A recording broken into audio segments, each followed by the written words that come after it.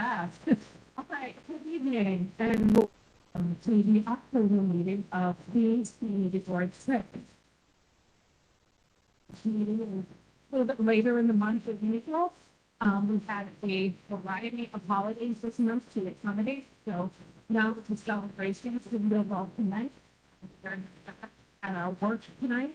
We have taken a moment to talk about something that one of the there in the passed away, he was a counselor, a reading. And I just wanted to take a moment because even though they're not necessarily in the room, even though they don't work for the board, they help facilitate this. So I never want someone to be in the room. So I just need to take a moment because we take a moment of silence for the people for this contribution, both to our board and to this entire thing. If we can take a minute, that would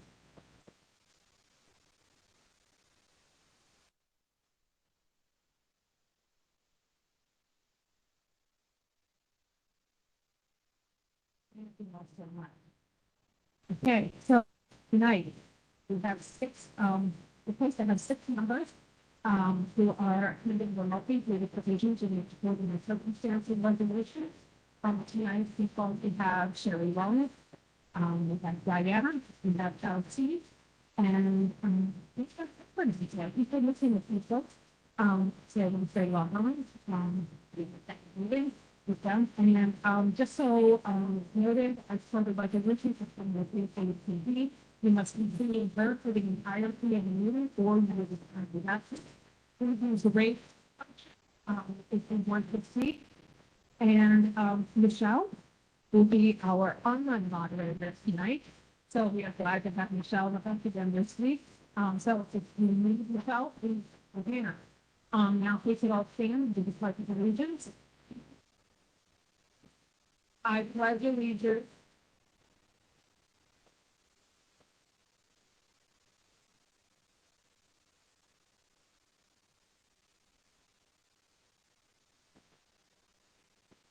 and me, and you just do it.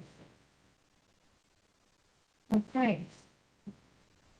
So tonight, we will start with the public forum. First up will be good and welfare reports from board members. Can you work on the feedback I'm getting a little bit with this? So tonight I have on my list for getting welfare reports, which to our members is few minutes in length. I have Mark Laxter, I have Gene Silva, I have Keith Engel, I have Peter Engel, and I have Herb. Is there anybody else that's on the welfare report? Okay, I have Pedro, who's in the welfare report. Anybody else? Okay, we'll start up with Mark Laxter. Howard, can you? Thank you, Howard. Good evening, everyone. Such a close against hate. Our next Breaking Bread Building Bond launching is a week from Sunday, 10/26 at 1. We would like to thank the Assemblyman Hennessy for funding this launch. Future launches will be funded by the Queens Community Council and the New York State chapter of the National Association of Coaches. The community board is one of the sponsors of a number of community members that attend this chapter.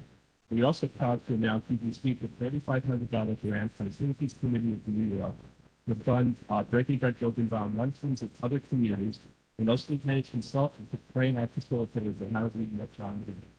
We're also exploring partnering with other organizations to bring the program forward in longer stages. So the Farso Green Team is receiving an application of that for those who will be planting them in November. Watch for more details. Common Point, Queens Community House, Central Queens Against Hate. Let's Talk Democracy, continuing to work on intergenerational presentations. Our next meeting to plan these discussions will be on Monday, October 27th at 6:35 p.m. If you're interested in participating, please email me at my marklstr9 And finally, on a personal note, I'm very happy to announce that my daughter, Robin Lasker, just became engaged to Ben Eichen. Yay! So, one is from London, England, and has given me as a gift a 700-page book about Boris Johnson. So I made a commitment that if I get engaged, I'm going to read this book. So I've begun reading this book, and he's an interesting character. So anyhow, I'll keep you posted about how the seven will run that. It's up to that page one. Anyhow, thank you all very much for your work. Thank you, Mark. Congratulations. Can someone get a mic? Oh, you got it. Thank you. Hello, everybody. And I'm excited that Halloween is coming and you have this great family scavenger over at the Capitol Trail at Willow Lake and November 2nd. So if you're not running in the marathon, run over to Willow Lake and join us in this one day. Really. And let's see. Thank you so much, Jean. Appreciate you. Okay, next up, I have Mr. Pinky. Great back. Just keep it the same. Here. Então, so this one got a notification that maybe starting the develop. So that all the five conference in total, I just wanted to get the appreciate to Cassius Country the very brief summary is the outline from talking out of the Independent Unit Commission, the one to the Government Commission, with members of the law passed, it basically started rising with the non-average rates with the housing development in the year. Basically, the third is between the platform and what the goal of the network to produce new capital needed to create a housing and affordable energy at the base. This is the amount of the people on the users, but you can let me know about it. MHStateworks.org. Again, it's MHStateworks.org. And in a nutshell, these products coming up part from the crux of our users is basically the recommendation in the midst of our previous and product model that's being quite confusing to seven needs to be attached and basically briefly a legend. And the proposed legend basically represents basically to recognize that the local fauna of land that consider U.S. races is incredibly important. But also at the same time recognize that the Commonwealth perspective is equally important. It needs to recognize that while each character should be unique and important in the same way, the district is also part of a largest set of 51 districts that comprise a city and basically to the airport. This city is to make up the space reviews in Egypt, and to be clear with the board, and to the board of the comprehensive to these resources and even to the people that are so interested. And so I think we can have an important interest.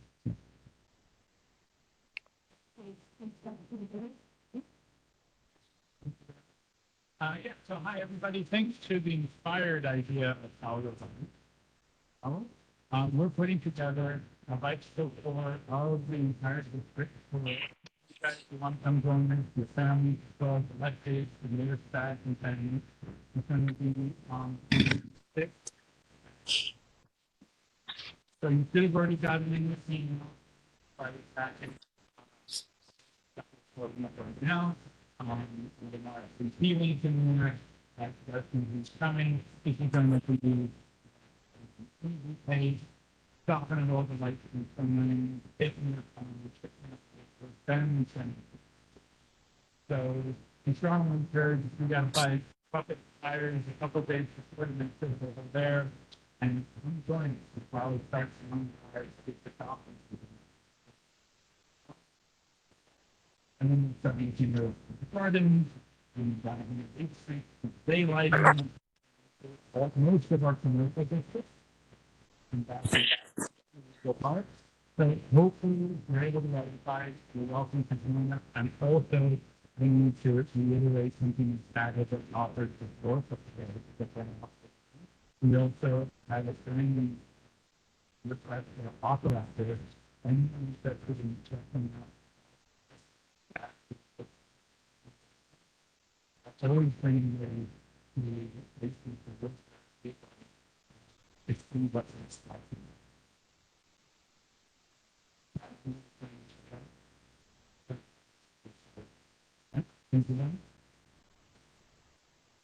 Absolutely. Thank you. Thank you so much. Thank you. I just wanted to share, highlight some of the important things about the 26th and what is that it's a huge group. It's a private bike ride for 2 groups. The first group is CB6 board members, and their families. The second group that is invited is elected officials and their staffing. And the idea is that we kind of build community and kind of also have each other kind of speak about like, look, this is where the flooding always happens, elected officials. No, this is, and so to kind of have that special moment of community building between the board and our. And the second thing that I wanted to share is that if you didn't see it in the bottom of the flyer, it is a bring your own bike, BYOB. It is a B, it is a BYOB. No, I'm sorry.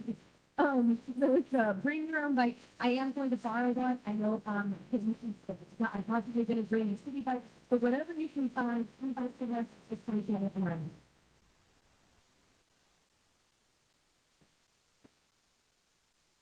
Thank you so much, Sala. And sir. I want to thank everyone so much.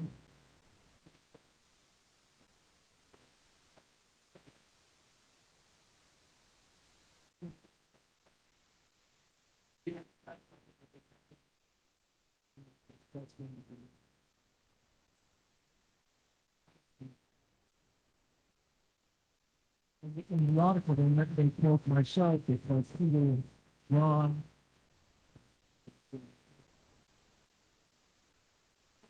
I just want to comment and say that it's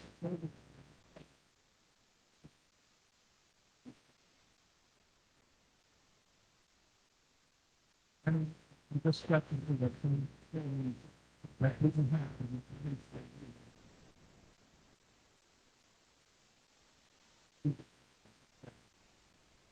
Also, they basically no,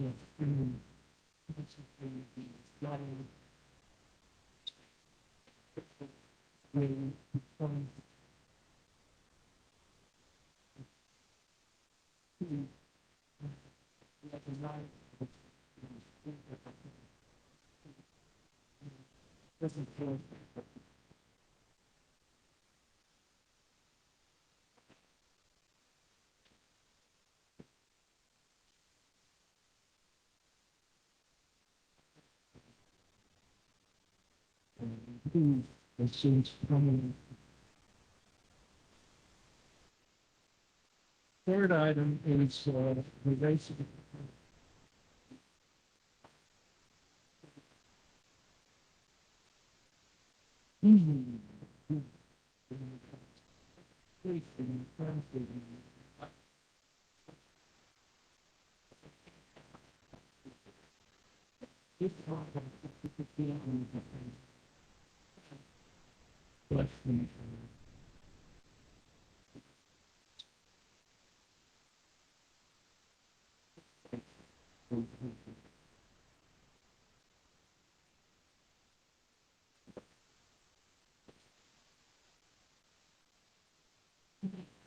It's actually dying.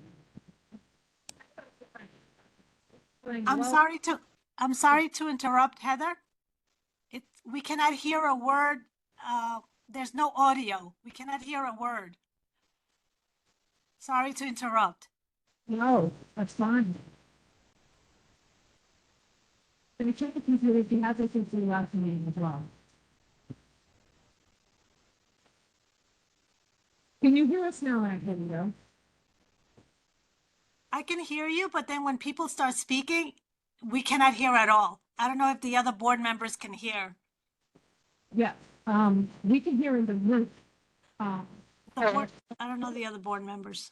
And the that's, so you can hear thumbs up. It's a little muffled. I know I'm from Center Generis. I'm sorry to interrupt you, but it's a little muffled on my end. Okay. You know how to address that? Okay, I'm gonna try to address that as we keep going, and hopefully it will improve. I'll put you in just a couple of minutes. So thank you for pointing out. So thank you for sharing that. Next up to Gabriel, and that, you're here to all call it. Gabriel?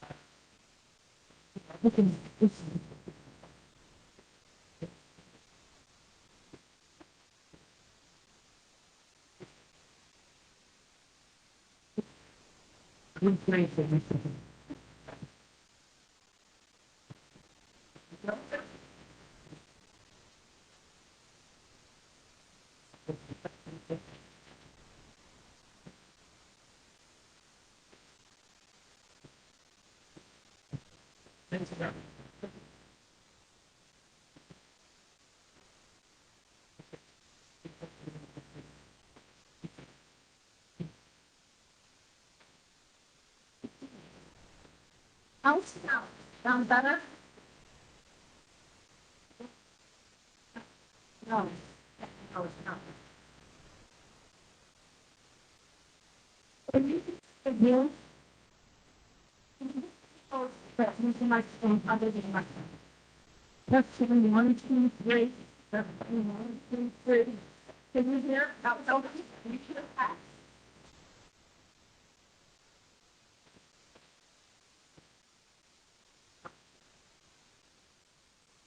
People to the phone and time. Would it be too?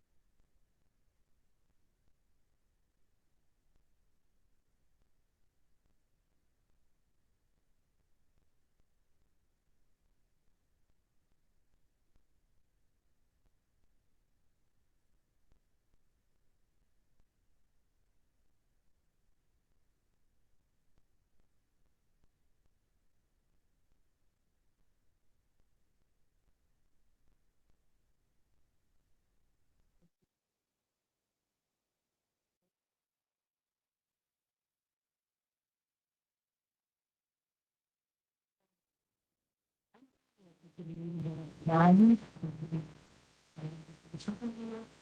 areas to manage expense related to the deployment of the ordering the holiday, the holiday, and the I'm not sure what plans to have. Governments, like we have to speak to running the bank, and suppose outside the collision to the thing that you want to do by the government, that we need to in the case. Then outside there, response, how do they need to do more outside the design? Investigation, rather than vacancies, organized for, like, all our city government, and then we come up with, the way the plans, life, government, and so on the future of life. Now, it's not what you look for. The first, and that's what the only the go have connection, this complementary CV to the 1% life of the life. So,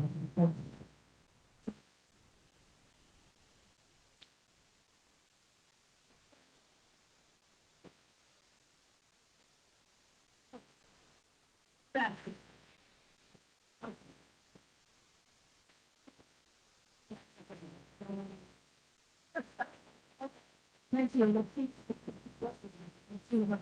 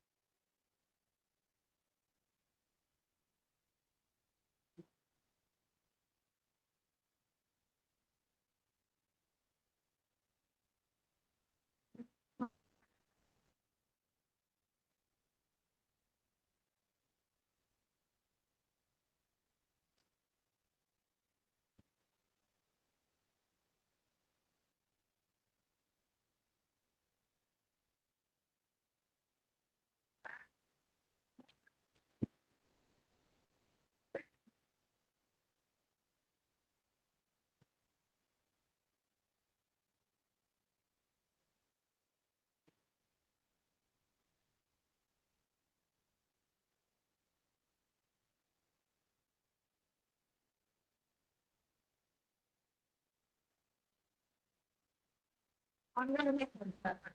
So much.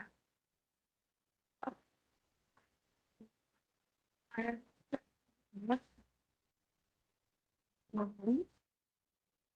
That. No.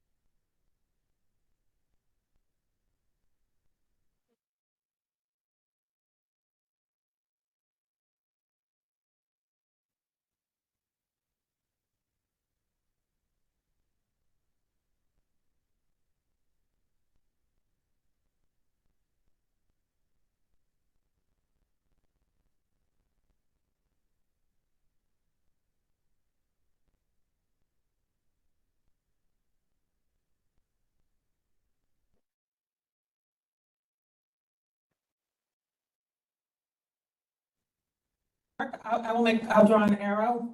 Don't let me forget, Mark, please. Oh, God. Leslie, I'm gonna call you up now while we work on our tech. Leslie, you'll get 3 minutes. Good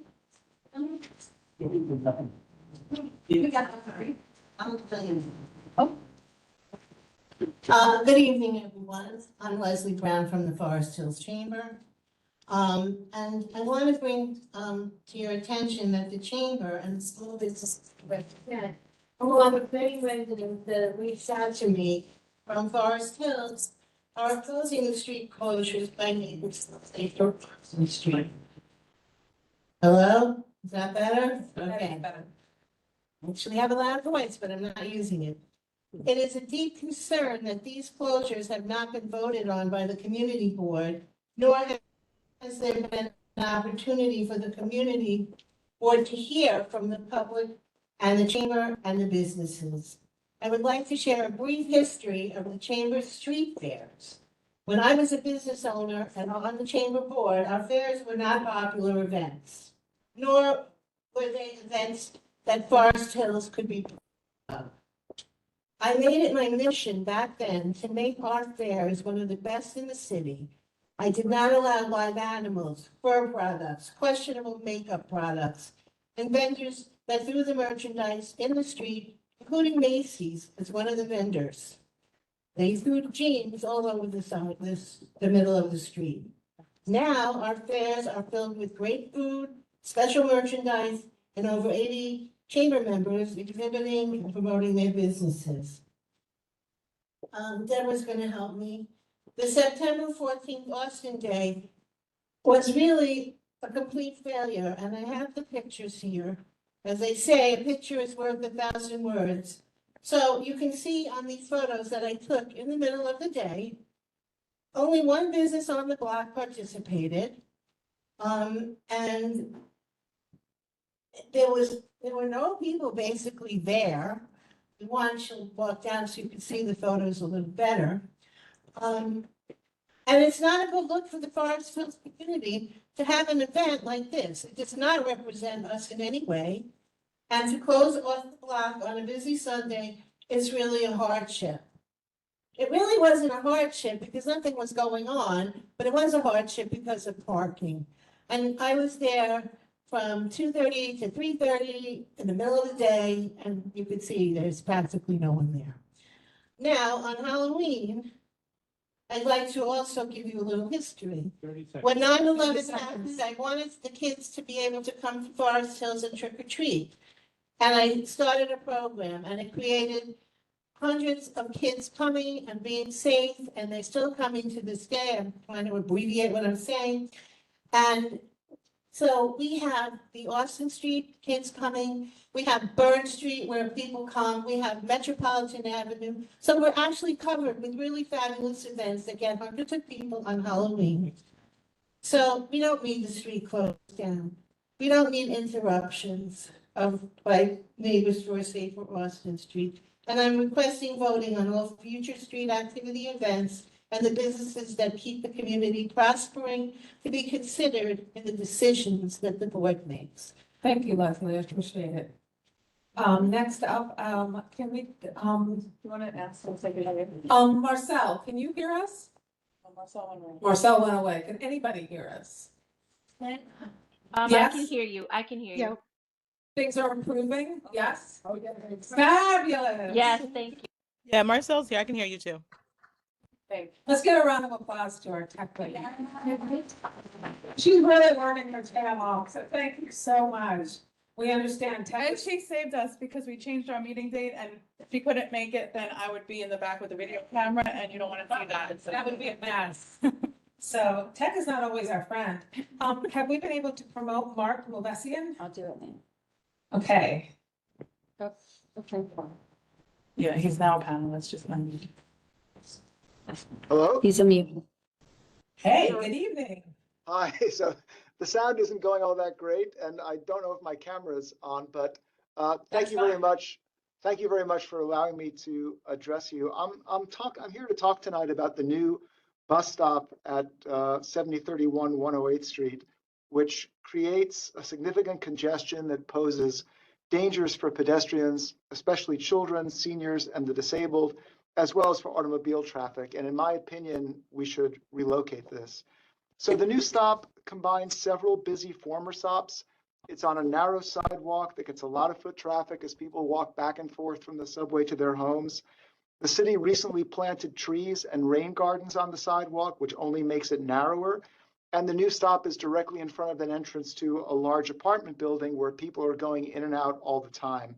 So all this creates a situation where the narrow sidewalk is blocked throughout the day and night by crowds waiting for the bus. That's a hazard. The narrow residential street is also frequently blocked by buses from different routes that are picking up and discharging passengers. So there are now two major bus stops directly across the street from each other, which leads to 3 or 4 lanes being blocked frequently, which creates traffic jams, which is bad for the cars and also for pedestrians who have to weave their way through the buses in the crosswalks. So I'd just like to suggest that the new stop be relocated, maybe back to where it used to be, which is less congested, or maybe on Queens Boulevard. I know the Q23 makes a left turn on 71st Avenue now. Maybe they can route it in front of the Ridgewood Bank on Queens Boulevard and then hook around on Yellowstone back to 108th. So anyway, that's all I had to say. Thank you very much for the time. I really appreciate it. Mark, and thank you so much for coming tonight and speaking with us. I appreciate it. Or for being online tonight and speaking with us. Appreciate it. Have we been able to see if Sammy, Michelle, has he shown up yet? No. Okay. All right, we'll keep moving right along. Next up is Michael Moore. Michael, he's also, I think, online. Yes, there should be a number there ending in 3711. He's on with his name. Oh, okay. Made it easy for Hello, yes, can you hear me now? I can hear you. Good evening, Michael. It's nice to hear you. Yep, good evening. Thank you very much for having me here. So I'd like to speak about an event that happened this weekend. For the past 6 months, in our community, we've been plagued with reckless street takeovers. When it first occurred, it would take an hour for the officers to respond. This weekend, they had it down to 15 minutes. And at my own home, I was assaulted this weekend by the people for filming them. And the crowd was very hostile and aggressive. They also parked in my driveway on my front lawn, and not a single vehicle was stopped by the responding officers or ticketed, just dispersed to our adjacent communities. I wouldn't be surprised if a single car hasn't been stopped at these events the entire summer. District 29 has been working on funding for safety cameras to be installed in our community that would be monitored at the precinct and hopefully trigger a faster response. But I've been told the footage cannot be used against the individuals committing the crimes. I have yet to hear an anticipated date of their completion. The 112 did sound like they increased their efforts to respond, but ultimately are only allowed to chase the vehicles on foot. Although I have witnessed them not even attempt to approach stop vehicles at these events, which happen hopefully change. They also said that they will try to station a vehicle in the area whenever possible and are extending the shifts of officers to help coverage, which is greatly appreciated of these officers working the longer hours. The 112 leadership has also referred to these events as traffic infractions rather than reckless endangerment it truly is. They also said ultimately it's the DOT's issue and believe DOT is working on a fix, but NYPD has no idea what it is. Unfortunately, I don't believe DOT can redesign every intersection in New York City to stop these events. DOT should be invited to address the concerned community at the next 112 council meeting. I understand the police department lately is very limited on their actions they are allowed to take against criminals, but I don't think any of us should be satisfied with the answer of we wish we could do more. If officers cannot perform their job effectively, it needs to be escalated through the NYPD. If the NYPD has been rendered ineffective against street races in our community, I was informed of the efforts of Queens District Attorney Brown in 2004 stopping the infamous street races on Francis Lewis Boulevard. This only occurred after two 14-year-old children were struck by reckless vehicles. Vehicles were seized by the District Attorney's Office in conjunction with the local police precinct, and offenders faced criminal charges. I hope we are more proactive in this situation and don't want to wait for a death. It would only be our hope that the community put an end to this issue, which is plaguing our community, but all of New York City. Michael, thank you Yes. so much. I appreciate your engagement on this issue. Yes. We've been aware of this issue, so thank you so much tonight. Yep. Next up, I'm gonna call another Michael Rucci. Michael, hi, good evening. Come on down. I love this. We have a lot of first timers tonight. This is fantastic. Yes, Michael will get 2 minutes when he gets to the mic. Hey, thank you very much. Welcome very much. This is actually a result of the last 2 weeks, the first 2 weeks of September, living near the Forest Hills Stadium. The concerts at Forest Hills Stadium disturbed the peace of this largely residential neighborhood. On the days of the concerts, not only do residents, such as myself, have to endure the loud music, pounding of amplified drums, and roar of the audience during the actual evening performance, but we also have to put up with the blaring cacophony of rehearsals, which have sometimes begun as early as 10:30 in the morning and which continue intermittently through the day until the actual show starts.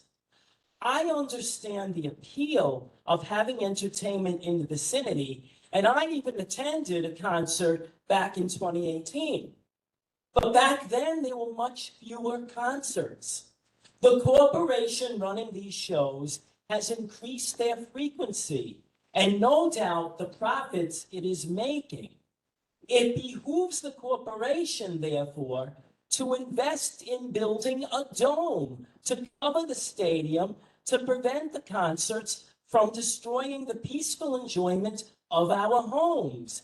This way, the concerts can remain without disturbing the peace, making a win-win for everyone involved. Thank you. Thank you so much. Next up is Marla Cornejo. Marla, good evening. It's nice to see you. Come on down. And you know, back in the day, it would have been some turtle wax, and I don't even think we even know what that is anymore. So you all already know my name, Marla Tornado. Good evening. I'm here to speak about Halloween Street. Could you just speak in the mic, please? Yeah, I'll get to the microphone. Thanks for the folks at home. I usually have a booming voice. That's So, okay. good evening, I'm Marla Cornejo, longtime resident and business owner of Five Borough Cafe, 36 years to be precise. I'll start with the question, what is the end game? An event every month, and to what purpose, and at whose expense? Putting up barriers, taking them down, insurances, cleanup, just to name a few. The last street closing, 9/14, appeared to be a bust. There are pictures to support that statement. I think one business owner was there. Street closures cause a traffic nightmare, cut down on parking, and force families that might want to go for a meal, shop, or go to the movies to find alternatives to Austin Street, maybe the mall or a more car-friendly destination. The petition for a Halloween event is divisive. We are one community and have had events for as long as I can remember. We have support from almost all vendors along Austin Street, from Yellowstone to beyond Ascan. Burns Street has been hosting Halloween activities for as long as I can remember. My boys are 30 and 27. Metropolitan has a wonderful event in the bank parking lot. We just had a successful street fair with a lot of entertainment for the children and tremendous support from the neighborhood and far beyond. Store owners spend tons of money to buy a lot of candy to support the crowds of children that come into the evening. If this group wants to do something for the neighborhood, support one of the events that already exist. Donate money or candy to the local businesses or Burns Street. I do not see the attraction of putting people on black tar in the middle of the street when we have Forest Park, we have McDonald Park, we have Austin Street Park. There are so many green spaces where our children can enjoy nature and not sit on a street that's a business district. Marla, that's time. Okay, many in one community should be considering all and serving all. Thank you, Marla. And Marla, thank you for serving some of the best margaritas in town. Okay, next up is Louis Basuberi Paracon, or Paracon. And Louis, forgive me if I mispronounced anything. My last name's Demetriou, you should hear what they say. Go ahead. Good evening, everyone. Good evening, Chair and esteemed members of Community Board 6. I stand before you tonight not only as a resident of the Fairview, but as a deeply concerned taxpayer who expects the basic services we fund with millions of dollars. Our community is in the grip of worsening safety crisis, and the notion that Forest Hills is a safe, white suburb is now a cruel and dangerous joke. The violence has become terrifyingly real. Just blocks from my home, a young life was tragically taken in the September 28 shooting. The single act pushed the 112 precinct murder rate up to 100% this year. A shocking trend that proves current policy strategies are failing. This fear is compounded by persistent property crime. Our residents are dealing with repeated break-ins, often by individuals who climb our property walls. Our cars are targeted nightly for wheel theft, and at my building, management repeatedly requested increased police presence and a dedicated camera without success, forcing us, the residents, to spend thousands of dollars out of our pocket on private security. Compounding this is the ongoing quality of life issues with illegal 18-wheelers. I raised this complaint over a year ago.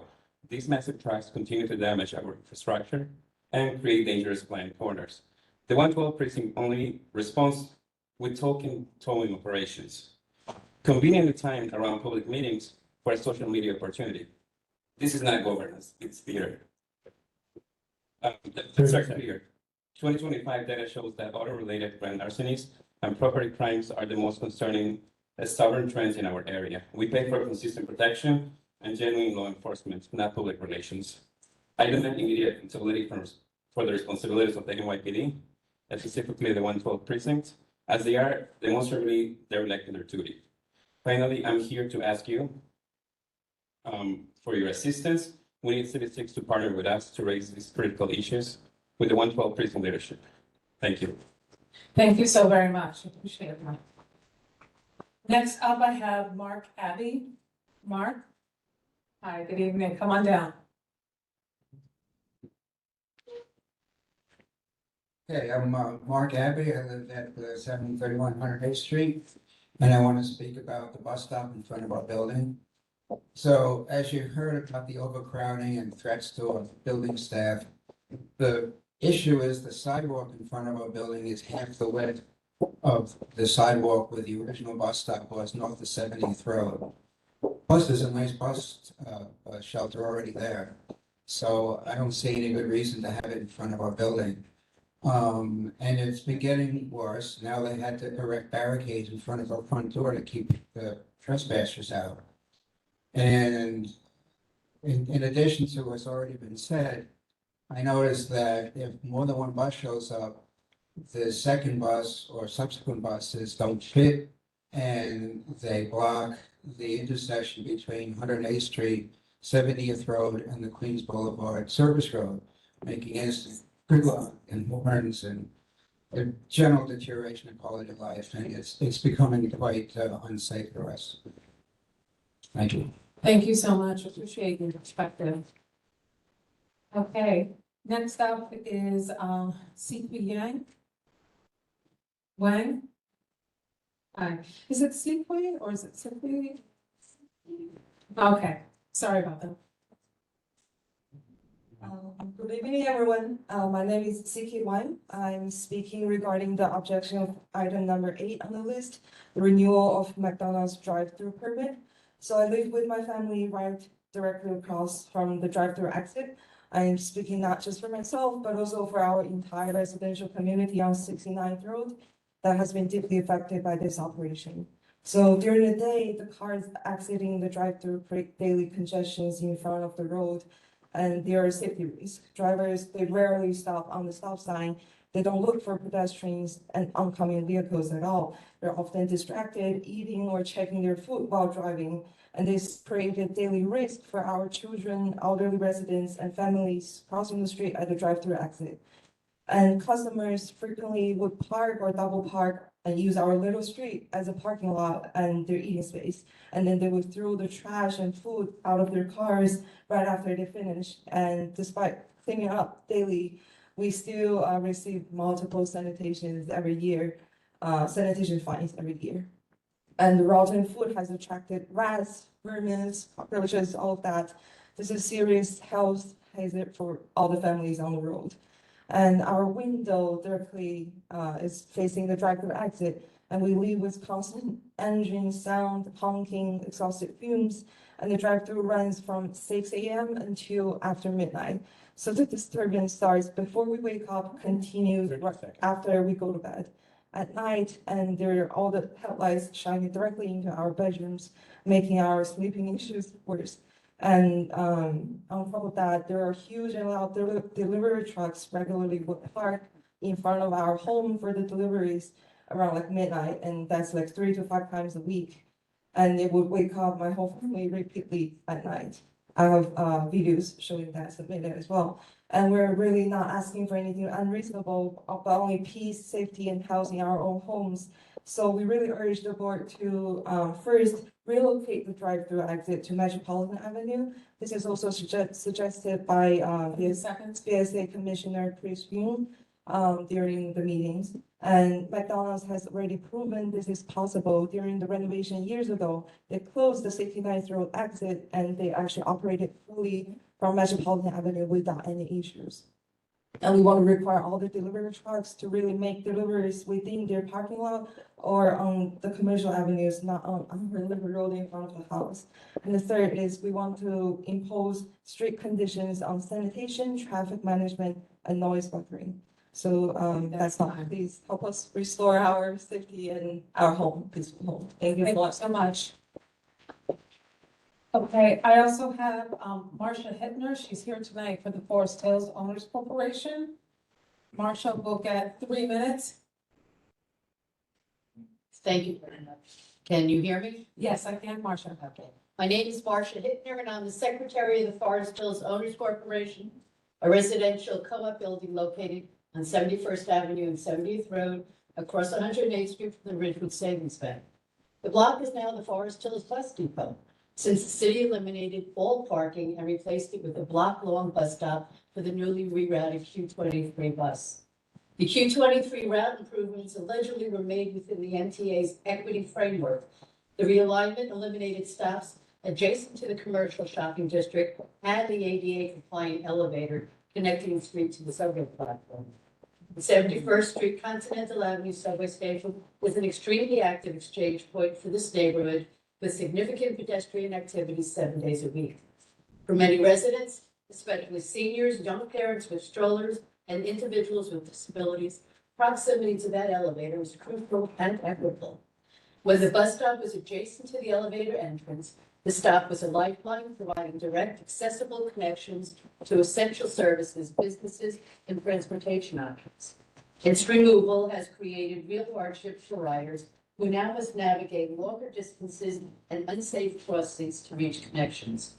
Most notably, these marginalized residents and commuters, our neighbors, must now navigate across Queens Boulevard in order to connect to the next part of their journey. As a lifelong Forest Hills resident, I recall when Queens Boulevard was nicknamed the Boulevard of Death. Do not allow the MTA to return us to those days when that nickname was well earned. We recognize that route adjustments can improve efficiency and reduce congestion. Those improvements should not come at the expense of safety, nor should they be short-sighted.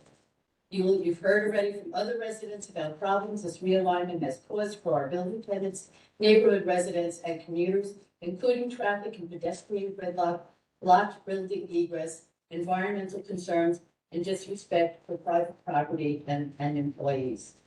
As a community, we are seeking changes that will be better for everyone. Changes that come with transparency and accountability and understanding how these decisions were made, the level of oversight, analysis, and community consultation that took place, and whether the potential consequences, environmental, health, and social impacts were fully evaluated. We respectfully request that the board work with the MTA to share the findings and data that inform the decision behind these changes, including ridership studies, residential feedback, accessibility and equity reviews, and any community impact assessments. Our goal is that public transportation in Forest Hills continues to serve all residents efficiently, equitably, and accessibly. We thank you for your time, your continued commitment to our neighborhood, and passed around some photos for those of you who were asking what it is. Thank you so very much. Okay, one last time. I'm looking for Mr. Ahmad. Did he show up, Barbara? No, we didn't. No. Okay, and did we happen to see if Sammy got online? And no, okay. So that will now conclude our public comment forum. So our public comment forum is now closed. We're going to move into our business meeting. And from this point forward, we won't be taking any further comments or questions from the community. Now, each of you should have received a copy of the minutes from the September meeting in your packet. Are there any questions, comments, or corrections? Okay, seeing as there are none, do I have a motion to accept the minutes as written? Motion, yes, from Bradley, second motion from Edgar, and we are good to go. The minutes have been adopted. Okay, next up is my chair's report. A few things. First, I'd like to start out with some thank yous. I would like to first give a big thank you to Metro Village and Rachel Kellner for a wonderful community day on Metropolitan Avenue. Also would like to thank Peter Beadle for coming by and volunteering with us as we hosted the community members at our office that day. I would also like to thank Assemblymember Hevesy for his ongoing support regarding issues with the Q23. We continue to collaborate with his office through his chief of staff. We have issued letters and we continue to keep in touch with them and continue to try to bang away at this issue. If you have to have conversations, please, can you take them outside? Please, all conversations outside. I'd also like to thank Councilmember Lynn Schulman for working with DOT Queens Commissioner on some potential interventions to address the street racing challenges that are happening on Union Turnpike and Metropolitan and Union Turnpike and 71st. We've been aware of these issues throughout the summer, and we have been working with the 112 on these issues.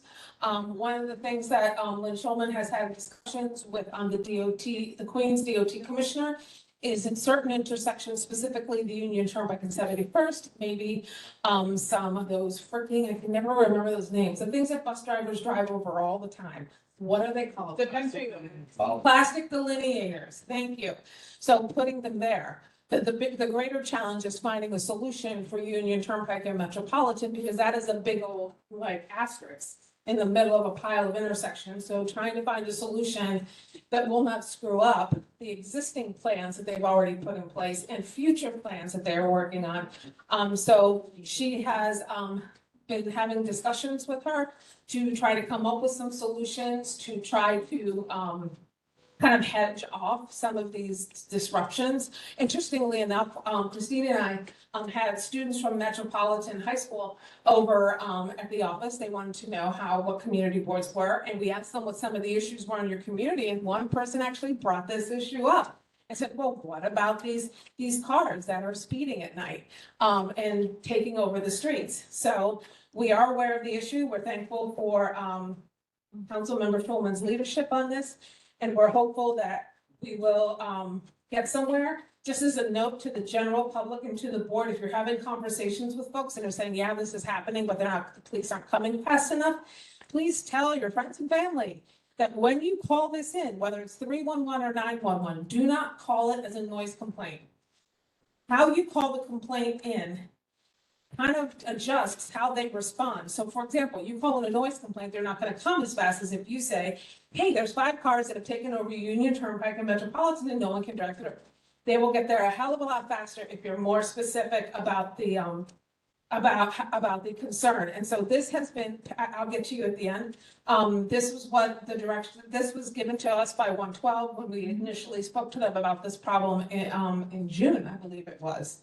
So it all depends on how you describe what is happening. So please tell your friends and family, be specific about what they're reporting, because that will really help. A few housekeeping things. If you requested a t-shirt and you haven't picked it up from the office, please see Barbara before you leave. That's number one. Number two, responsiveness. Please do your best to read community board emails thoroughly and respond promptly. Many times we are seeking input so that the office and the board can get certain things accomplished. And when we don't meet those deadlines, it puts everyone behind. And sometimes you may get emails that you're not sure if you do or don't have to respond. We totally get that. You probably get a ton of emails. So if you ever get something and you're like, there's an action there and you're not sure if you have to do it or not, just email the office, call the office, or email me, and we will get back to you to let you know if you do or don't have to do it. It's totally fine to ask the question, but we just need to make sure that we're meeting our deadlines for the board. Lastly, as far as housekeeping is concerned, is adjournment. We would really appreciate everyone staying through to adjournment. It helps us complete our work efficiently and it respects everyone's time. Many members scurry out the door before we hear from the legislative representatives. This opportunity to hear from these representatives and to ask them questions is a real benefit to board members. So please do your best to respect the agenda and each other by staying through to adjournment. This is a real opportunity that a lot of people don't have, is to hear from elected representatives and to ask them questions and concerns. So please consider respecting the adjournment. Another update is a transportation item. There is going to be an establishment of a low traffic neighborhood subcommittee. The Transportation Committee is launching a subcommittee to consider the development of low traffic neighborhoods, developing a recommendation, studying the subject. Now, a low traffic neighborhood is a community design approach used in cities to reduce through traffic by cars in residential areas. The main goal is to make local streets safer, quieter, and more pleasant for people who walk, cycle, and spend time outside, or who are commuting and walking to the train station or walking to school. So this isn't just an invitation to Transportation Committee members. If you are interested in joining and you are not on the Transportation Committee, but this is something that you're really interested in, please reach out to Carla Fuentes or Saba Munawar. I would say probably by the end of next week, if you are interested, because they would like to start meeting. So please try to get up with them by, let's say, October 26th. That would be really, really helpful. Okay? And last but not least, we got a letter today. If you remember, months and months ago, we sent a letter to our Congress member about our concerns about air traffic in our community. And today we got a letter back, and I'm just quickly read this from our Congress member about air traffic. As you know, Forest Hills and Regal Park sit below one of the most complex airspaces in the country. And that is why, as your member of Congress, ensuring the safety of our nation's aviation systems remains one of my highest priorities. This spring, I experienced firsthand the gaps that still exist when my plane, traveling home to Queens from Washington, had its wing clipped by another aircraft.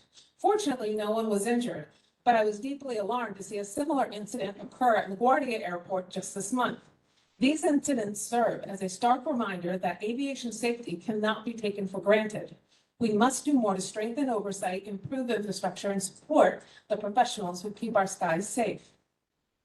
Earlier this year, I met with local members of the National Air Traffic Controllers Association to hear directly about the growing pressures facing our aviation workforce and the support they need to keep our skies safe.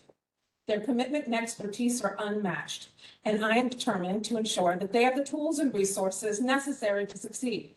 That is why I joined my colleagues in calling on the Department of Transportation and the Federal Aviation Administration to, number one, re-examine the safety of heavily trafficked airspaces like ours, address both the national and local shortages of air traffic controllers, and fully implement the key safety and personnel provisions of the FAA Reauthorization Act of 2024.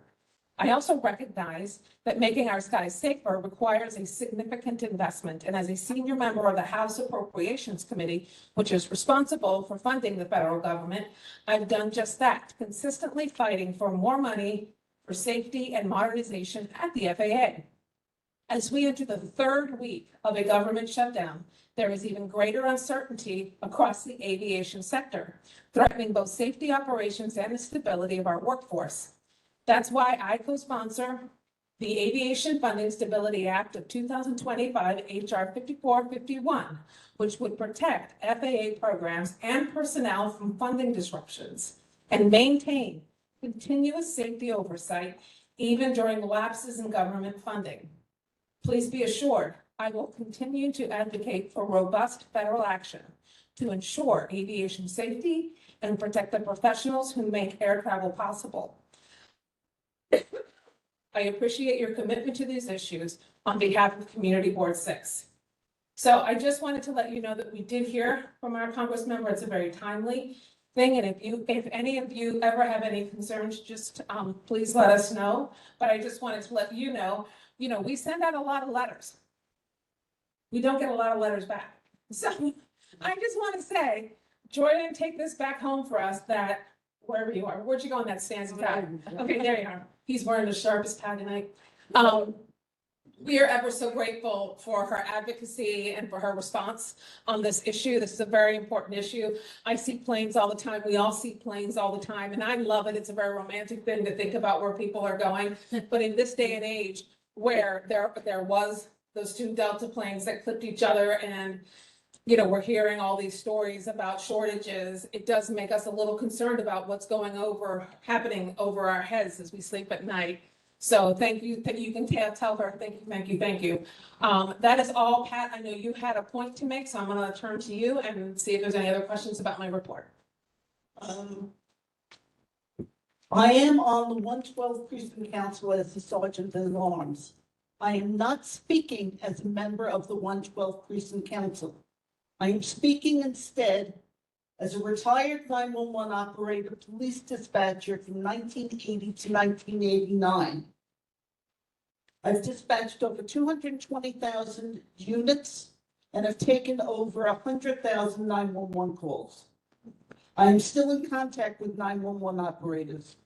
If you are ever unsure, do I call 311 or 911? Call 911. The angry, surly 911 operator will tell you, call 311 if it is not a 911 emergency. You might spend 5 minutes going through menus at 311 and then get someone who will then connect you to 911, but you've lost 5 minutes. 911 calls are answered in under 30 seconds on the average. Remember, a lot of people have cell phones. And sometimes when you have a major event, the lines can be jammed up. But I want to tell you the point that Heather made. If you are unsure, just call 911. If it is not a 911 emergency, the operator will tell you and hang up on you and tell you to call 311. But the importance is get as much information for anything you can. If you have license plates, give it. If you have down to somebody's cologne, it can make a difference in catching somebody. If the person had a beard, mustache, or a wart on their nose, give that information. As much information as you can. Agreed. Thank you. Thank you so much, Pat. And I'm going to call up our district manager, Christine, who's now back from her wonderful vacation. Probably seems like a distant memory at this point. Welcome back. Thank you. Hello, everybody. Sorry I missed the September meeting. I was on vacation on a cruise, which was lovely until I felt and fractured my shoulder. That wasn't so fun, but it's okay. Anyway, I'm back. One thing about t-shirts I just wanted to expand on. We bring a lot of stuff to the meetings. We can't bring t-shirts for everybody. So board members, if you didn't request a specific size, call the office, email the office, tell us what size you need. We will bring them, but we're not bringing 10 of each size so that you can pick which ones you want when you get here. Sorry. So if you tell us, we brought some tonight because those were people that requested specific sizes. If you tell us what size you want, we'll try to bring it in November. And I thought it would be nice if maybe in December, we could all wear them to the meeting and take like a group picture. I think that would be nice, but so get your t-shirts, orders in before December. I just didn't tell Heather that, but that's okay. You'll see on your table, we're co-sponsoring a flu shot clinic with Northwell and Councilmember Lynn Schulman. It is at our community board office on Tuesday, October 28th, from 3 p.m. to 8 p.m. If you didn't get your flu shot yet, it's a great opportunity for you to get it. You do have to make an appointment. They need to know how many flu shots to bring with them. So don't just show up there and expecting your flu shot. Please make an appointment. This is something that's very important to our community, and we're happy to bring it to the community along with Northwell Health. So sign up for your flu shot, bring the flyer home, post it on your social media. Anybody that needs a flu shot can sign up. I'm surprised Peter and Edgar didn't mention this, but the Transportation Public Transit Street Safety Committee is holding a committee meeting and public hearing on Thursday, October 23rd, on City Bike. So DOT is going to come. They're going to give a presentation about the data they've collected so far. Yes, it is in person at the Schwartz Brothers Funeral Home. we're running out of meeting locations. They offered their space and they do a lot of community events there, so we took it, we took the offer because it is in a great location. It's right on Queens Boulevard.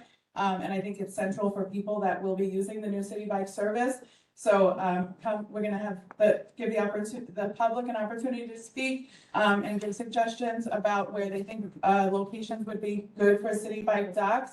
So if you know anybody that's interested in testing and making a public comment, they have to sign up ahead of time as well. So make sure that you tell them they have to email the office or call the office and sign up.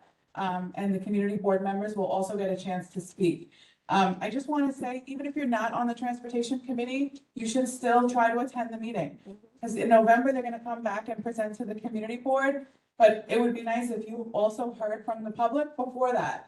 So this is not just for the transportation committee, it's for all the board members and the public, obviously, but any community board members, whenever there's a public hearing, we recommend that you attend if you can, because that's the whole point, is we want to hear from the public. We want to know what the public is thinking about these things that we're going to be getting in our community. So if you can, October 23rd, 7 p.m. at the Schwartz Brothers Funeral Home.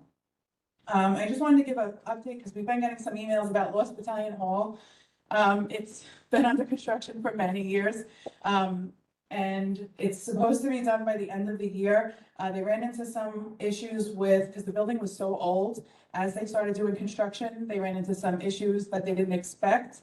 And now they're trying to get all of their C of Os and their permits closed and things like that. So they were hoping to be open by September. It looks like now they're not going to be open probably till the new year, because once they close out all the permits, they have to, start their programming up. They have to get their staff in order. They have to get all their programs in order. I know some people had asked about their summer camp that they offered years ago. They did tell us that they're planning to bring back their after-school programs and their summer camp. So hopefully that happens. I know a lot of people are interested in those programs. So I'll try to keep you guys updated, but the last update we got was that the construction should be completed by December. So I'm going to be gracious and give them extra time and say, early January, hopefully we'll see some progress there. I just wanted to give a quick update about trick or treats, and then the Consumer Affairs Committee will talk about it more, because I know you got a lot of emails from me this week and last week, and it was probably very confusing. But so we had gotten an application through Street Activity Permit Office to close Austin Street from 71st Avenue to 71st Road. We put it on the agenda for the Consumer Affairs Committee to vote on the street closure, and tonight on our agenda. When we came into work on Tuesday, I went into the system and it was already approved by the Street Activity Permit Office. So I didn't feel that we needed to vote on it since it was already approved. So we removed it from the agenda. And then at the Consumer Affairs Committee on Tuesday evening, they asked if the group could still come and speak about the event, even if we're not voting on it, just so we have an idea of what it is. So it went back on the agenda with no vote. So that's kind of what happened. So you'll hear about it a little bit later during the Consumer Affairs Committee report. And that's it for me for now. Thank you. Anybody have any questions? Daniel, sorry. All right, just to clarify, the City Bike meeting at the funeral home, that's open to the entire public? Correct. Okay, thanks. Yeah. The only thing is, if the public wants to speak, they have to sign up ahead of time. But anybody can come and just watch the presentation, listen to it. It's open to the public, yes. Thank you. Speaking about consumer affairs, I'm gonna call up Letty Sandoval, who's gonna walk us through the consumer affairs votes for tonight. Gladys? Hi, good evening, everyone. We are going to talk first about the new liquor license applications, and then about the renewals. All the committee members voted yes for both. So for liquor licenses, we had J&D Pizza Restaurant, 9851 64th Road in Regal Park. This business is just moving over next door, and they've been operating for over 20 years. The second one is Portofino, 10932 Aspen Avenue in Forest Hills. Then there is a new owner taking over, but the method of operation will remain the same. Now for renewals, we have 6 of them. We have Agora Taberna, that's 7009 Austin Street in Forest Hills. We have Local Eatery and Craft Beer at 6675 Selfridge Street that's Forest Hills. Dan Mikhail, 10239 and 41, Queens Boulevard in Forest Hills. We have Tuscan Hills, 11060 Queens Boulevard in Forest Hills as well. We have Nick's Bistro, 10420 Metropolitan Avenue in Forest Hills. And we have L'Amour, 10211 Queens Boulevard, Forest Hills. Any questions, concerns? I believe, can you confirm, the 112, no problem? Oh, yeah, I'm Please worried. the vote. 112 Chris reported no issues, and all the committee members voted yes. Okay, great. We're gonna Donnie Marie Osmond it. Okay, all right, so, any questions, any concerns about either location? Herb, what's shaking, bacon? Yeah, it's not super. Wait for the Sorry about that. Okay. No, D. McHale, which is culture. Indeed. We had a presentation 2 years ago about the building coming down. A year ago. A year ago? Yeah. That's just staying there? No problem. The bank and the urgent care moved out. Christine and I just talked about this today. You want to fill us in, Christine? I mean, I don't know for sure.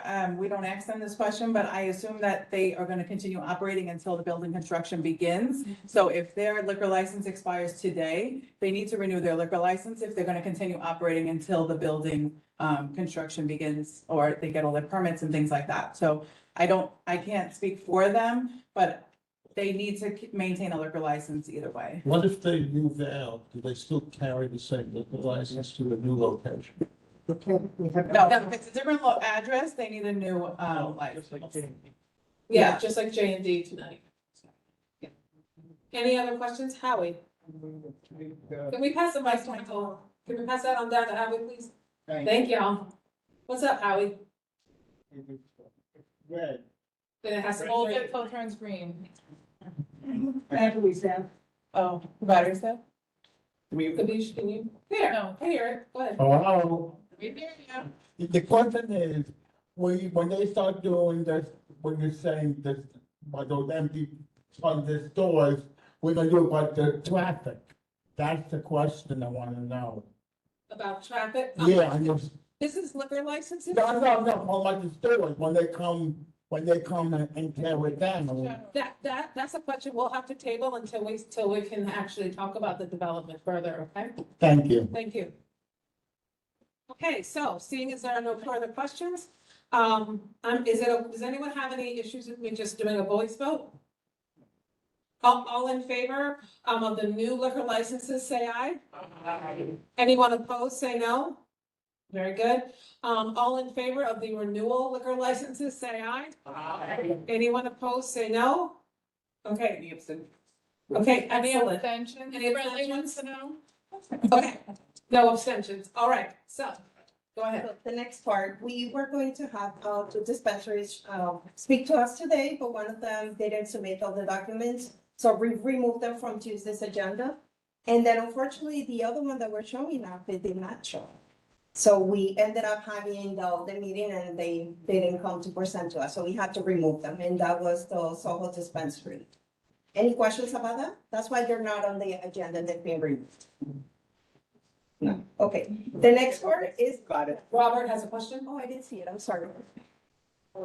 So microphone, please. Pedro, microphone, please. All right.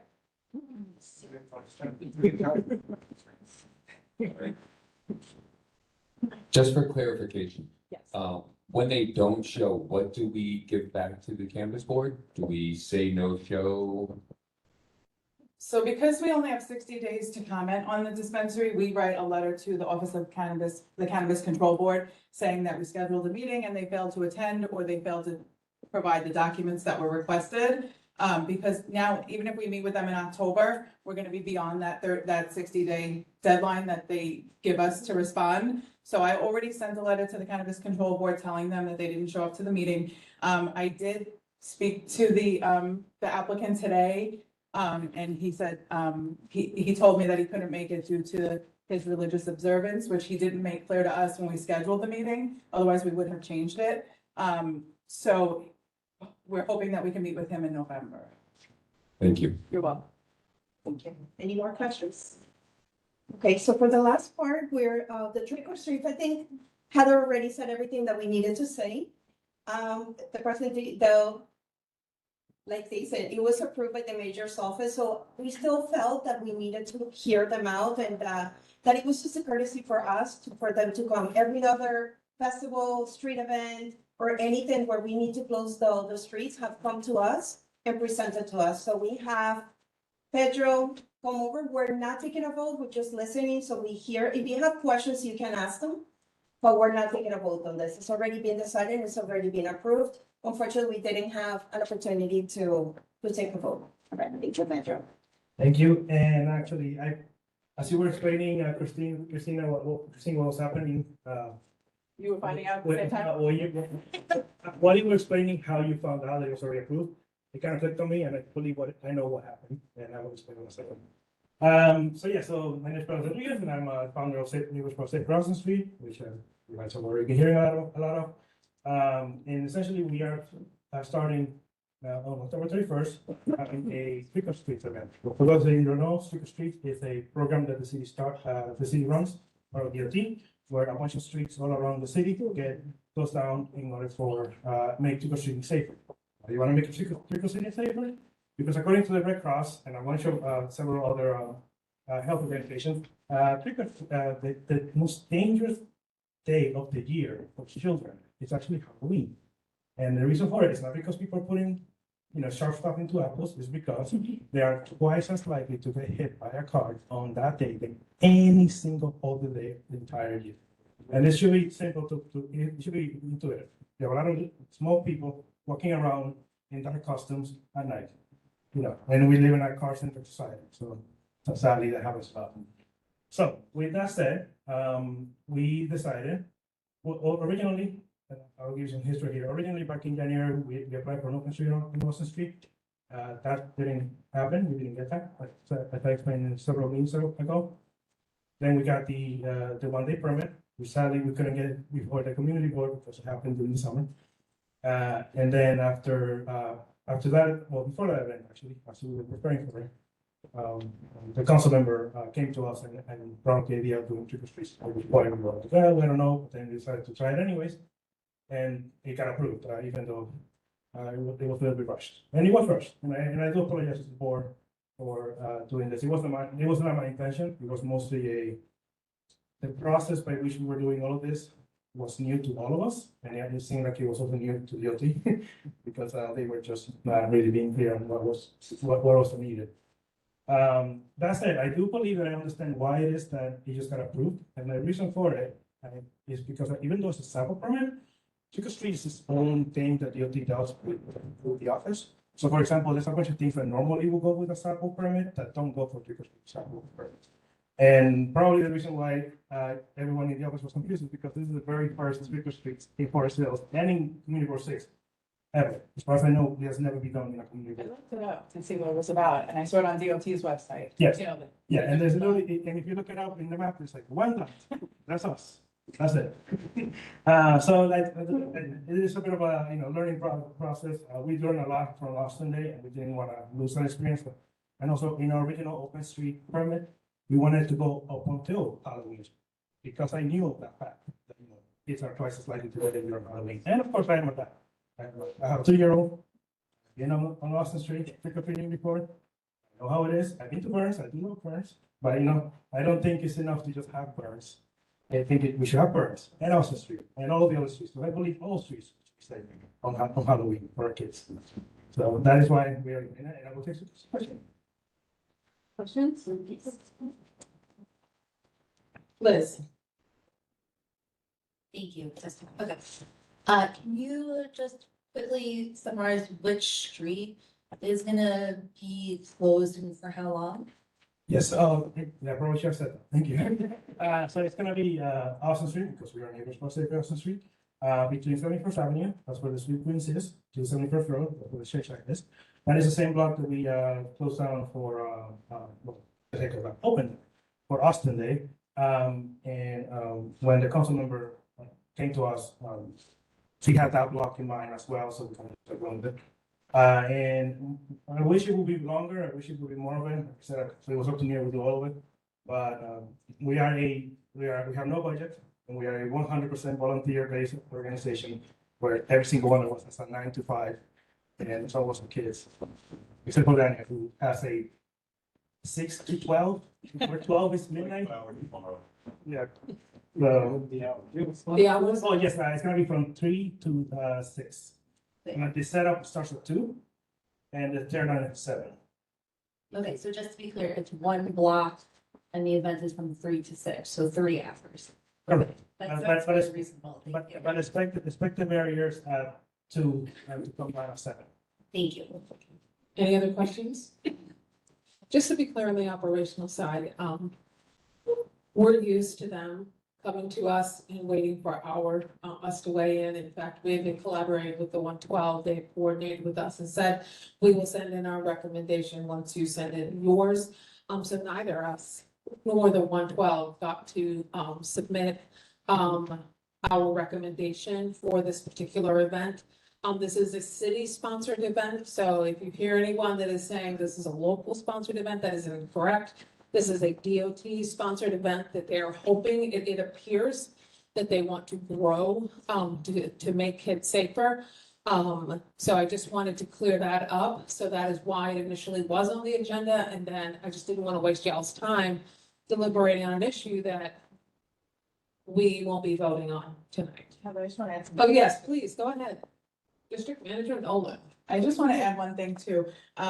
If it seems that we're frustrated, it's not frustration against the organization. Yes. It's frustration with the city because they change rules, they tell us one thing and then they tell us something completely different. And it's hard for us to do our job. You know, it's hard for me to do my job if the rules are changing every day. And I think Pedro asked me a question like, is this the type of event that community board usually votes on? And I didn't have an answer for him because this is the first time this event was held in our community. So we're learning every day. You know, we have street fairs, which this isn't quite a street fair. We have block parties. This isn't quite a block party. So we have events, but not like, you know, not this specific type of event. So I just, you know, it's frustrating when the city does things and they don't communicate with us. And I think that's what happened is that we would have preferred if Street Activity Permit Office or DOT called us and said, this is the event we're doing, we're putting it on the site, but you don't really have to comment. It's just a notification because there are 2 sections to the site. One is like when they expect us to review the event, and then one is a notification. So if someone applies for a permit in a park, we don't vote on those. We don't make a recommendation, but they put them on there for our informational purposes. If there's a parade, again, we don't vote on those, but they're in there for our information only. So maybe they should consider putting that in that section of the website next, you know, in the future, so that we don't get so confused. Thank you. And we also know that change is challenging for communities, and it's more challenging when people can't trust the agencies that are implementing these. And when things are done that seem highly irregular, that creates a certain level of distrust that complicates necessary change. So I just wanted to share that. I think that's also what we're frustrated with too. We work very hard. Our office works their butts off to really serve this community and to build trust between us and our agencies. And so when our agencies aren't necessarily communicating with us, when Street Activity doesn't communicate with us, when DOT doesn't communicate with us, it makes it hard for us to have their backs. Because we're all in this together. And so I think that was the frustration. So we don't want y'all to think that we're frustrated with our boy Pedro or Daniel or anyone else, or gentleman or gentlewoman in your group. It has everything to do with just a lack of communication. So we're hoping it'll improve over time. Christina's given some very gentle but pointed feedback that was necessary to agencies this week. So trust us that we're hoping they'll be better going forward. But thank you, Pedro. Thank you so much. And I definitely do share the frustration because I've been the one running this entire permitting process back in January. And I get it. I don't envy your job. I don't envy your job. The whole thing has just been very confusing from the very beginning. But thank you so much for sticking with us, and thank you, everyone. Thank you. Okay, Andy. And then we gotta move on to a PSA application at McDonald's. I believe there's some light programming for kids thanks to the office of Peter Beadle. He's provided some funding for us, so we're gonna use that wisely. Okay. Good. Very good. All right. Thank you so much. I'm gonna call Keith Engel. He's going to walk us through the BSA application for McDonald's. Yes, I want some fries with that. Pull that out. I'm gonna get this paper. Okay. There you go.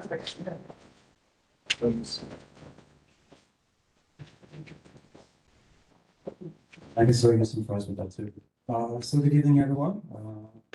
I'm Keith Engel. Tonight we're going to hear about a PSA application, which is the 98-01/05 Metropolitan Avenue zoning application. The committee met on this on September 18th, where we heard from the applicants and arrived at a recommendation. Tonight the board's going to hear from the applicants. So before I turn over to Eric Palatnik, just a brief intro.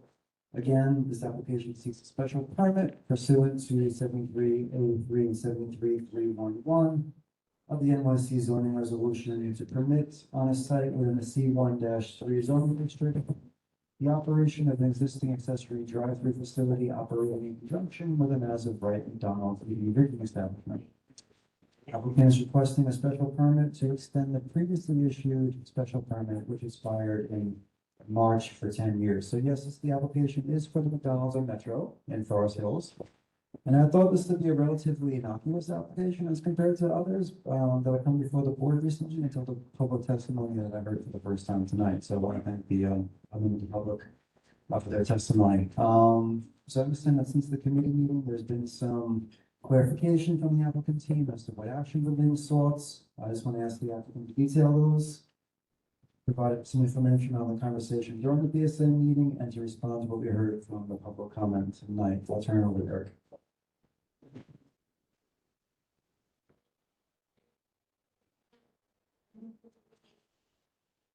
Hi, good evening, everybody. It's Eric Palatnik.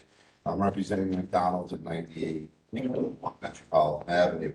It's been there since 1983, and it's been operating since 1983 with a special permit from the Board of Standards and Appeals for its drive-through. That special permit is required to be renewed every 5 and 10 years, and it expired in 2025 of this year, obviously, and it's being renewed now and filed as a new special permit under provisions of City of Yes, but it's basically the same thing that's been going on for years and years and years. When we went to the community board, your land use committee, Elise Boldare was here from my office, and we've also been to the Board of Standards and Appeals, and some concerns were raised. We've originally asked this application to change the drive-through hours to 24 hours, and we've taken that back. We're simply asking now to maintain pretty much the same hours, opening at 6 a.m. and closing at 12 p.m. The other thing that came up though at the land use committee meeting with your board, which some of the concerns we've heard here, are deliveries that occur at night. Specifically, the garbage gets taken out at night, and the garbage truck comes in through 69. We spoke with the Board of Standards and Appeals, and we'll be installing a chain enclosure along 69th at night when the facility closes, forcing the trucks to come into the facility through Metropolitan Avenue. Also, there were concerns raised about noise from the neighbors, and we will be installing a sound attenuation fence, much like what you see along the Long Island Expressway or other similar locations. You might stop at rest stops and see it as well. It won't extend as high as the Long Island Expressway wants to. It only have to be 6 feet tall in New York City. But we will be installing those as well, and we'll be submitting plans to your board in an effort to be more responsive to the woman's concerns and other neighbors' concerns that they have. With respect to any garbage that's on the side street, McDonald's, this is operated by a franchisee. It's not operated by McDonald's corporate. It's a local franchisee, and it's been the same owner this whole time, and they have readily agreed to send out more staff onto the side street to do any cleanup that needs to be done. People parking and eating, they're entitled to park wherever they want to park their cars once they leave the property, so we can't stop people from doing so. But we will do our best to encourage people, if they want to stick around on the property, stay on the property. We'll be talking to people as they come through the drive-thru saying, if you'd like to eat, please try and stay on the property. That's basically everything that came up at the committee meeting. We'd be happy to answer any questions they may have. I recognize some people who live nearby aren't very happy with it, but I will state that it has been there for 42 years, and we're not really changing too much about it. We'd like to try to improve whatever concerns are being raised, and it's the fencing that we're talking about. Thank you. Okay, who has questions? Okay, I can't see. Oh, Andy. Andy and Salwa.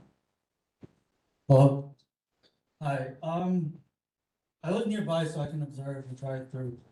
I have a few comments and then a question. Okay, so for your drive-through, you have 2 lanes, but each lane has sort of a blind spot on each side. On the left side, you have the building, and on the right side, you have a hedge or bush. So cars would have to go into the sidewalk to see incoming pedestrians if they're stopping at all. Secondly, as a drive-through, you can have a line of cars. And a few weeks ago, I just went to observe like how long it takes for cars to come out. And it took 18 minutes for the 5th vehicle to exit with their feet. So that's just like compounding unnecessary emissions like throughout the day. With I know this vote isn't going to address these issues, but I think we should really reevaluate what we're sacrificing for our convenience. You say. My question is about over the summer you had a store policy that was like no kids allowed. Are you aware of that? I'm not aware of that, but I have heard throughout the country that there's been a problem with high school kids getting rowdy in public establishments, and I know the neighborhood I live in, there are places where they're not welcome. Right, so I think you did have a policy this summer. I just wanna, elaborate on that. We did get some complaints about some of the kids, from the local schools going into McDonald's. They had some large fights that broke out there. And I think the policy is no kids without parents. I think if you go in there, like if they go in there with their parents, they're allowed. But, we did have some issues where kids were meeting there and fighting, and, they were having, people that brought their kids there couldn't sit there because the, teenagers were very rowdy. Yeah, okay. And I should clarify too, they're very welcoming of customers in the facility. So as was just expressed, whatever policy was put in place was to protect the well-being of the general public. I also think I also think the policy is consistent, Andy, at Wendy's as well. I think they do something very similar. It's either that or they have time limits as to how long you're allowed to be there, because they too have had trouble. More specifically, not so much the summer, but during the school year, with high school students. Right, okay, I understand that. But also understand that this stretch of Metropolitan Avenue is, there's like no space for kids. It's basically a linear parking lot sandwiched between 2 highways. And, I just feel like that policy is kind of hostile for this area. I was wondering if there's any other solutions you can. Like I said, I'm only here for the drive-through, first of all. I'm not familiar with the issues that you're stating, but I am familiar with where I live, and the situation has just been explained where there are problems. I think this is a larger community-wide problem, probably that should be involving the school where the children are attending, and other sorts of interventions other than maybe the college. All right, yeah, that's all my comments. Just based on like street safety and environmental issues, I'm probably gonna vote on this. I'll talk to you about what you said about the 18 minutes. I don't think that ownership would want to hear that it took 18 minutes to get a burger. But I think the question about the blind spot, and let me ask you this, is there mirrors there that could help? Thank you. That could maybe. Well, I'll ask and see if there's any mirrors or if there is actually with the blind spot. I do know that there's been no reports of any accidents on the property in the past 10 years. When there's been nothing, no injuries or anything, but that doesn't mean that one can't happen. So we'll take a look. Better sidewalk. The bushes. I was just wondering, during our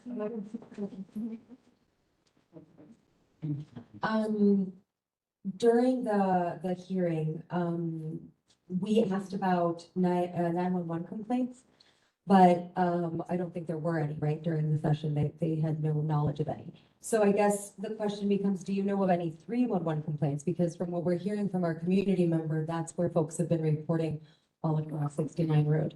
No, we haven't been alerted. I've been alerted. I'm spoken. Ownership has not told me of any problems. As far as I know, it's a very well run and a very well liked facility. Sure. And what about Siki Wang's question? And you may have mentioned this. I may have been doing something else at that very moment. What about the Metropolitan exit versus the 69th Road exit? There's no intention to change the egress and exits. It's been designed and built and was rebuilt with this design in place. So we're not proposing, we met with the BSA about it and they've reviewed it. And the quality of life concerns that we understand and we're trying our best to address it. As far as the functionality of the site goes, it actually does lay out well and it does function well. Yeah, I guess my concern is you did mention the well-being of the general public, and so that's why we're all here. As well as the fact that, you mentioned no reports or accidents or injuries in the building, but we don't know what's happening right outside the doors based on what we're hearing from the I neighbors. have not heard of any accidents on the property Okay. related to the drive-through whatsoever. The drive-through has been reviewed by the Board of Standards of Appeals. We sent it to the New York City Department of Transportation for review as well, if they feel it's necessary.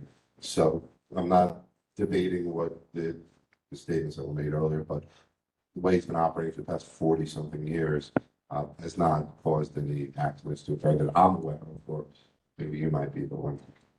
I just want to break in quickly, just to add some context, for board members. So there was this application was heard in front of the BSA at the end of September. Basically, the BSA heard the application, but they're holding their vote until they get the community board's recommendation. So that still is in play. One thing I want to add too is that, just for context, the committee did recommend to approve the application with conditions. It was a vote of 8 yes, 4 no.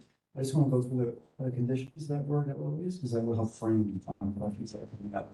The first one, applicants should reach out to the public for comments. At the time of the meeting, that hadn't happened. The board will take these comments from the public into consideration in their votes. The second item, the condition that the BSA is satisfied with the 24/7 sound system, which is, I think at this point, null and void, because we just recently learned that the drive-through won't be operating 24/7. It's no longer the yes. The third, there was a suggestion that the parking at the east end of the site allow people that use the library to actually park there. And the fourth, the applicant to consider future development of the site for housing with a retail base. So those are pretty much like where the committee kind of situated those, the overall recommendations, which again were approved with these conditions. So with that, I'll turn it back to questions. Hi, so if this question was asked at the land use meeting, please just cut me off, okay? So I have a few questions. As a driver who has gone through that drive-through, I have almost hit a pedestrian. So it has happened. It has not happened where it's like an accident, but it has happened where you've almost hit somebody. So that could have been a problem. I do want to kind of get some clarity on one of the things you mentioned about encouraging the people to eat in the parking lot. How are they going to offer that? Because once you leave that drive-through, you're on the road. Like that would be really hard to get up on Metropolitan and then back into the drive-through. There's no option to kind of back up and move back to the parking lot. It's just making a suggestion in response to the young woman who made the comment that people are eating on the streets. If you don't want us to recommend to people, we don't have to do that. No, I think it's great. I would just like, I would imagine they pull out and like you just said, they make a left on Metropolitan and come back into the parking. Yeah, no, so I agree, I hope that would happen. And I just wanted to go back to them and just make sure that they actually follow through with that, because it sounds like something that they have intentions of hoping to do it, but it might drop off later on once all this has been approved. So just something to bring up to them, and also the thought of, and adding on to that, the thought of having staff go out and clean the litter, that's great. But also, again, it sounds like something that they're saying, like, we promised to do this, but I don't see it actually continuing once it's approved. Well, it's actually already happening. If you visit the site's been commended. It's one of the very best, well-kept McDonald's in New York City. Okay. And it's very well landscaped and it's very clean. There's some photos I can pass up, you can see. Yeah. I think the problem that's being complained about is just that people's behavior is not necessarily the same as the cleanliness that we're trying to keep. So we're gonna try to do more to keep up with the people's behavior. Perfect. Thank you so much. Thank you.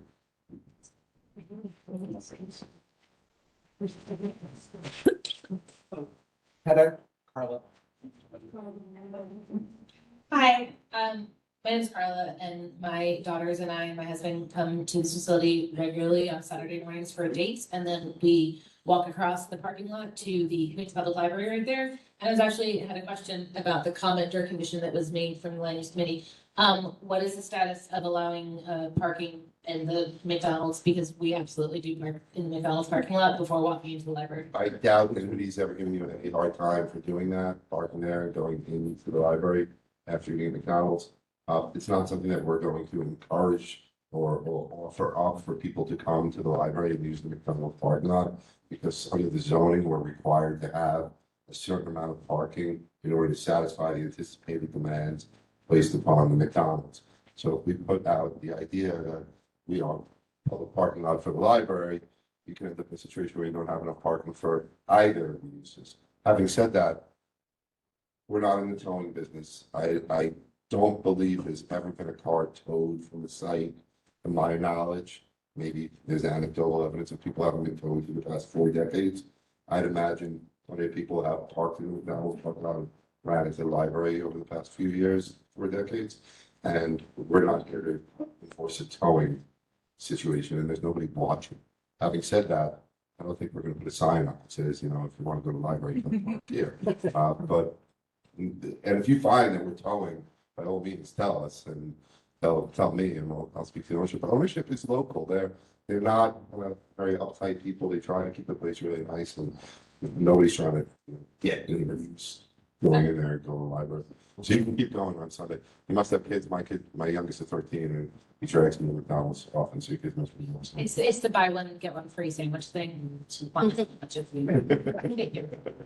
This is a really good point, though, so I think like in terms of the parking, we can just kind of go to the documents and note that I believe 26 are required where you're provided, so there might be some flexibility. Just letting us. Madam Pat has a question? Yes, Pat, Peter, and then Pat.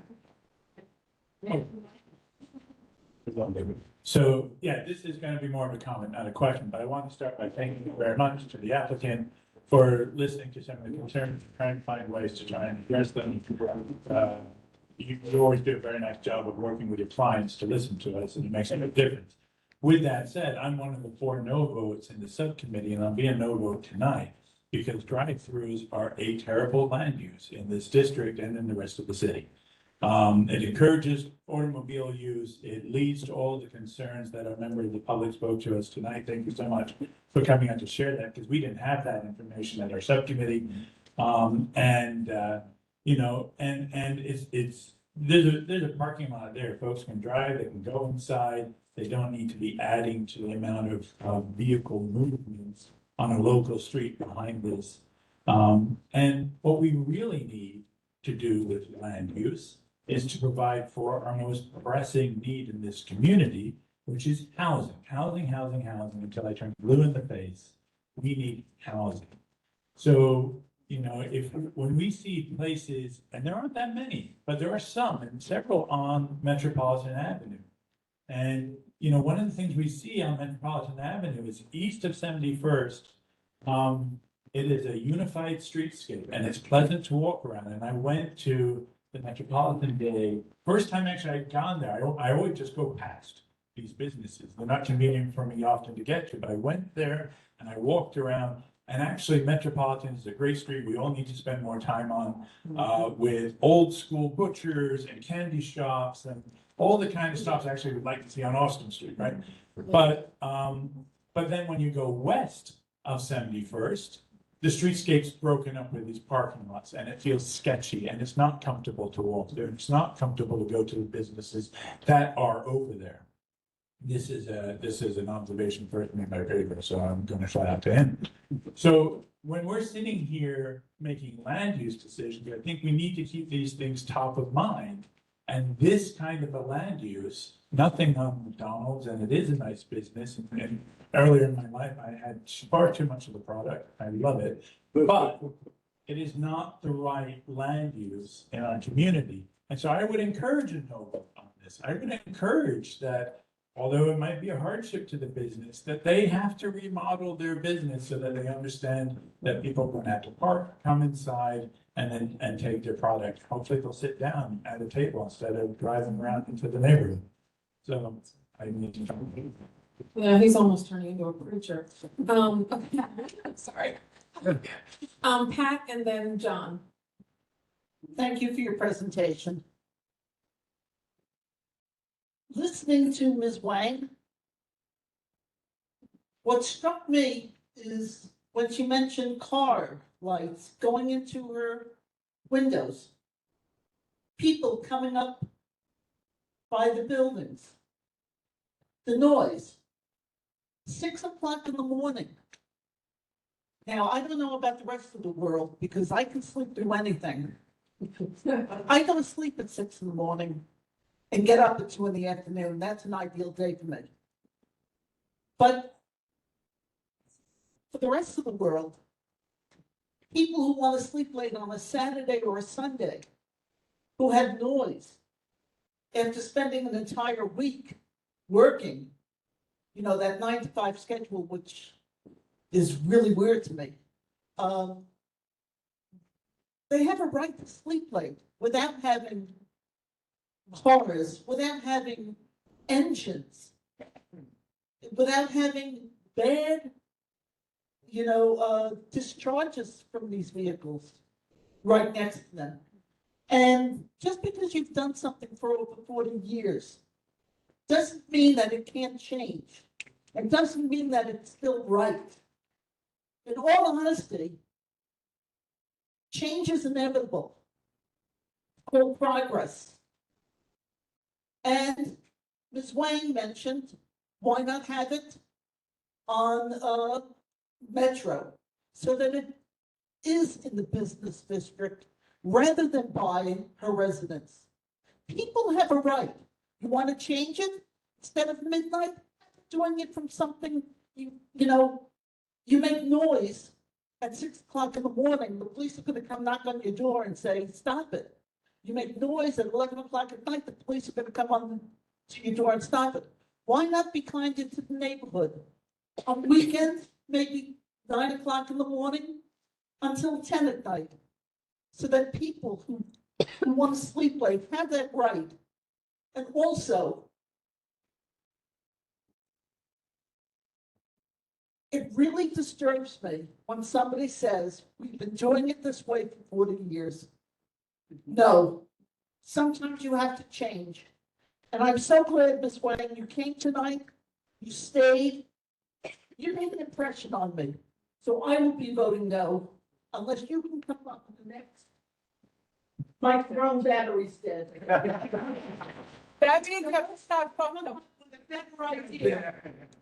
I will be voting no, because Ms. Wang has a right to sleep late. She has a right to not have lights in her window. She has a right to not have to deal with noise or car fumes or anything else. Thank you. All right, next person is John. He needs a mic that actually works. Here, I'll surrender mine. And you guys had two. We did. Oh, the other one out. I just want to remind everyone, it's my job to do a time check. It's 9:03. Our meeting has to end by 10, and we didn't even get to the budget priorities yet. Okay, comments I do have. First of all, I do think it was important that we did hear from the community on the matter. And I think part of the resolution that was made was that any kind of comments that may come from the date of the public hearing, which unfortunately was held in a location that was not very accessible to the site in question, would be considered. And I would think we certainly be both consistent with the resolution of the board, and even in insofar as it be considered as a friendly amendment, that you would definitely, seriously, that the board requires that the Board of Standards and the PO seriously consider the comments that were made tonight by Ms. Wang and consider the possible alternatives. So I would certainly want that, and then I think that can be a friendly amendment. I do need to comment really upon, I think, the far more radical position that I think Peter has taken, which would basically take a position that I think we all support, and that is the need for more housing, for more affordable housing, but have it really totally distort the meaning of this entire proposal. The resolution that this board has a situation, has as one of the conditions, and it's one that I think you should take seriously, and that the board should be taken seriously, that the applicant consider other mechanisms of the arrangement and structure in the future of the site, which is a large site, for the possibility of developing such uses as housing along with this, making it as a condition to be considered, but not as a reason to vote against it. I think it would be a mistake to make this something to vote against because A, it bears no real relationship to the proposal that is stated. And I think that's something that's important. When the Board of Standards and Appeals looks at our resolution, they want to say how seriously we've taken it and how relatable or unrelatable it is to the substance of that. Doing a no vote for the reasons that Peter mentioned simply has nothing to do with the resolution. It is the kind of thing that would hurt the credibility of this board when we have other resolutions coming forward.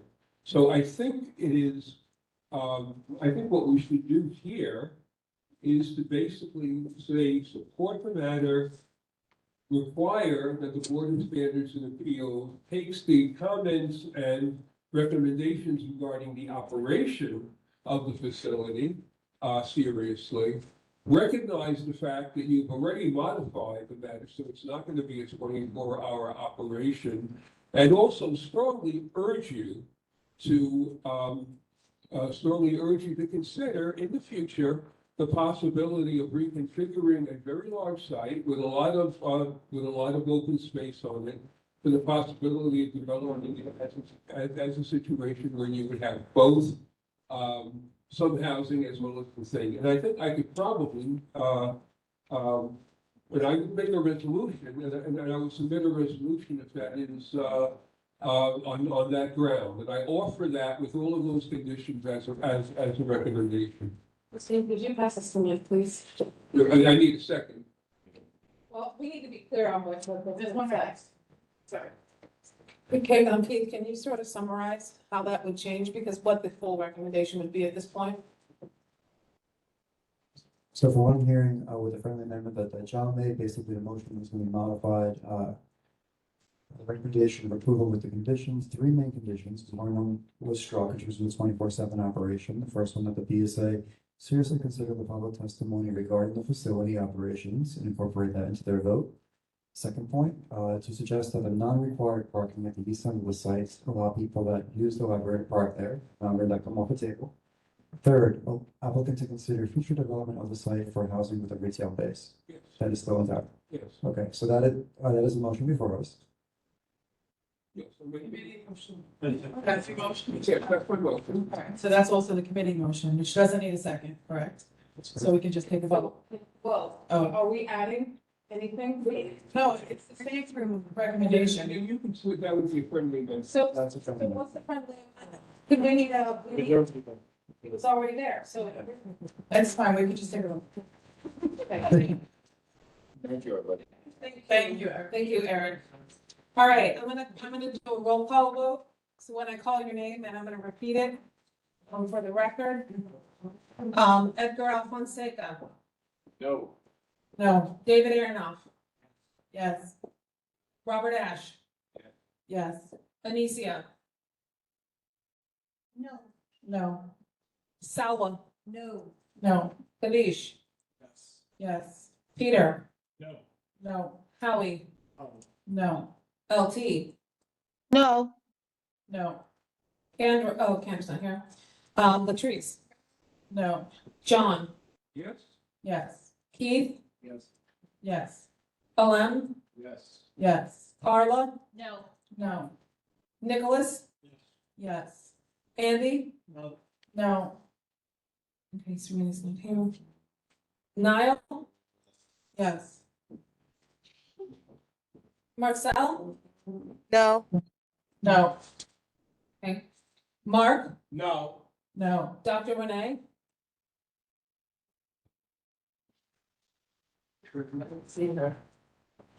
Dr. Renee.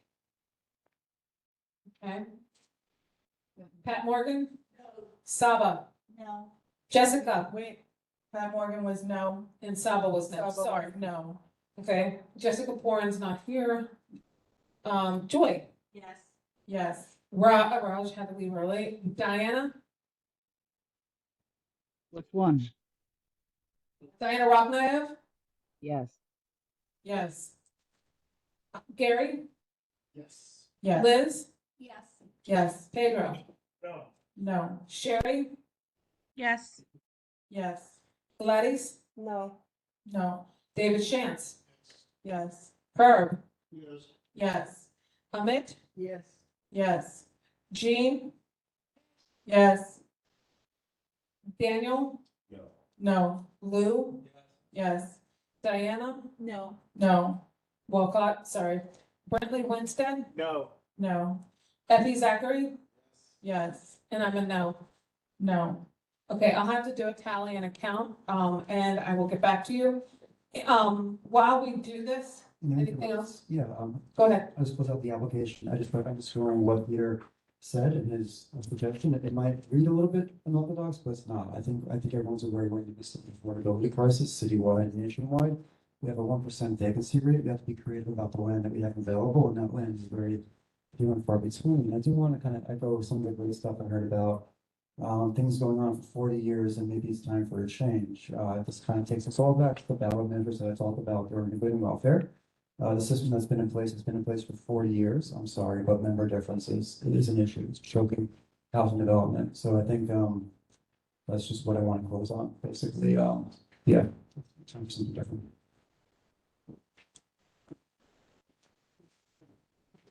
Bear with me.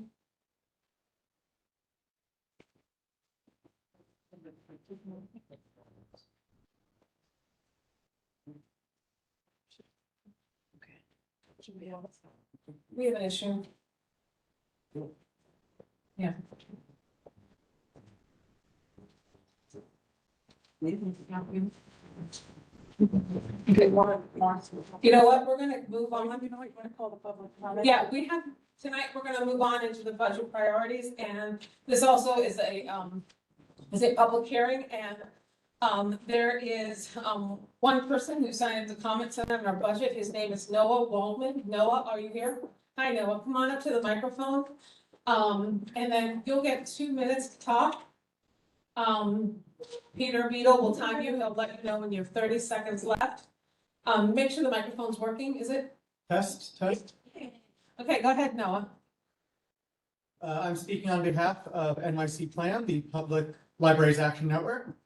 And I ask that you, as my community board, commit to fighting in every way you can for at least half of 1% of the city's annual expense budget to be earmarked for our public libraries. Not just for fiscal year 2027, but for every year going forward to be pegged to that amount of the budget. 0.5, so not even a whole percentage. Libraries provide some of the last places in the city for people of all ages, all incomes, immigration status, ethnicity, etc., to spend time and socialize without the expectation of a purchase or transfer of money. And if there were just places for people to borrow books and movies and other media, or get online, that would be enough to justify their existence. But they also provide spaces for group meetings, programming that enriches the public, and they provide somewhere cool in the summer for people to cool down and somewhere warm in the winter for people who otherwise lack those spaces. As all good things about the library are driven by library workers, I also ask that as part of that budget, we prioritize hiring more library workers. That's librarians, that's everyone who works in the library, because it's everybody responsible for keeping these places open, safe, and clean. Finally, to everybody in the room and everybody listening virtually, I recommend stopping by your local library. These are your places too. And if you don't have a library card, you should definitely get one. They're the best deal in the city. Thank you for your time. Thank you so much for coming. We appreciate it. Mark, come on down.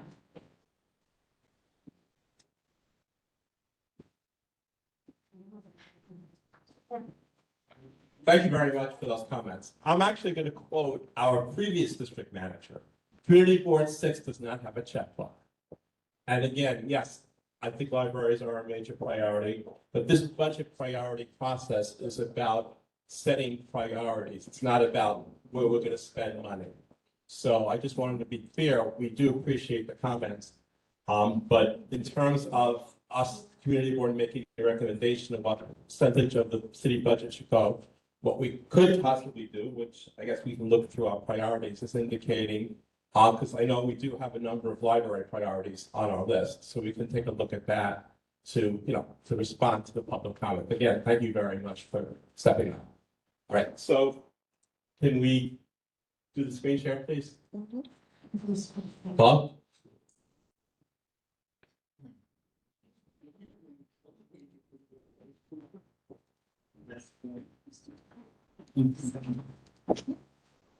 Okay, so how do we get here? So back in spring of 2025, all the committees met and they reviewed budget priorities. And then in the summer of 2025, the all board priority ranking. So we gave out a survey to all 50 community board members, 45 responded. So that's how we got these priorities. And then we did a public survey over the summer, and that's how we also incorporated the budget priorities there. And then finally, we had an all board review where we invited the whole board to come and ask questions about the budget priorities. I think at that meeting, about 35 board members came. So that's how we got to this point. So what we asked board members to do a number of times is to please, if you have any suggestions about making any changes to these budget priorities as you've gotten them, to please email us. And I can say the only person who emailed us was Niall. So I guess I'm going to start first with Niall. And Niall is he actually has 3 different proposals. So Niall, please take it away and start with whichever proposal you want to start with. Oh, it's in front of John, I'm sorry. Can someone pass it that one? Thank you. Sorry about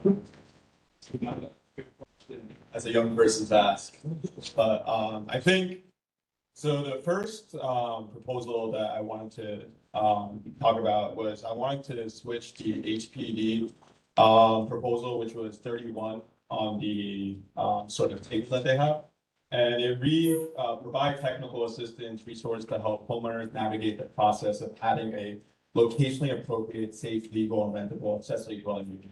And this stems from the City of Yes zoning proposal. And what I wanted to replace it with was 19 on the expense sheet for DCP, which was study land use and zoning to better match current uses or neighborhood character. I think some of the stuff that we talked about. Okay, so now let's just the people hear what Niall is asking for the switch. Is there a second to that motion?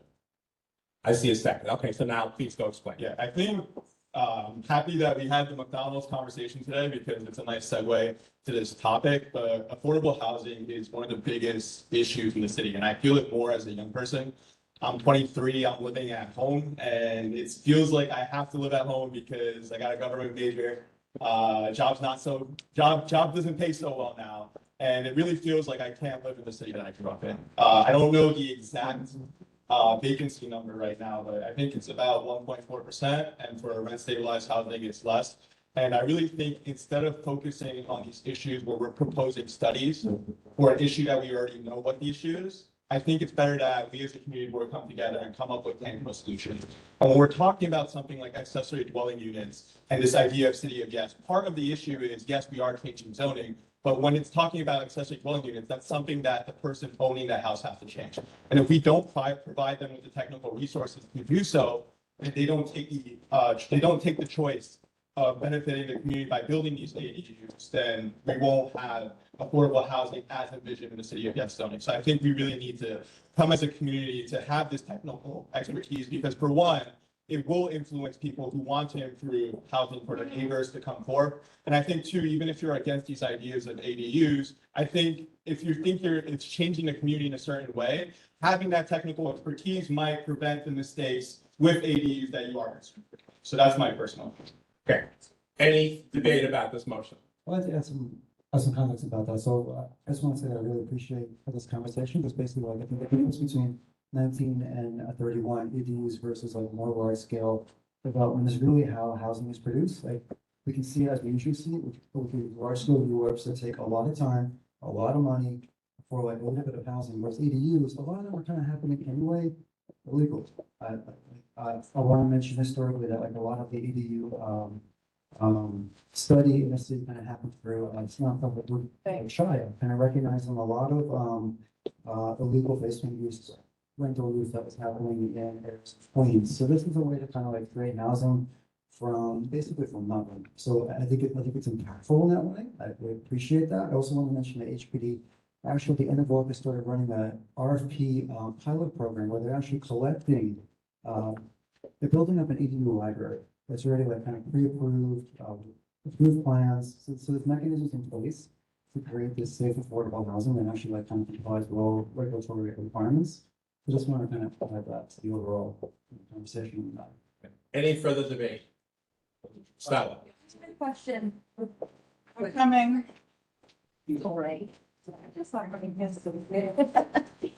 Keith, would you be able to elucidate us regarding number 19? Could you just remind us what we're swapping for? Thank you. Absolutely. So basically, like, what we've been asking for this as a community board for a number of years from city planning. This predates me and my involvement on the board. Basically, we're asking city planning to come and do a holistic analysis of Forest Hills Regional Park, almost like a rezoning. Like we see a lot of rezonings happening in Midtown.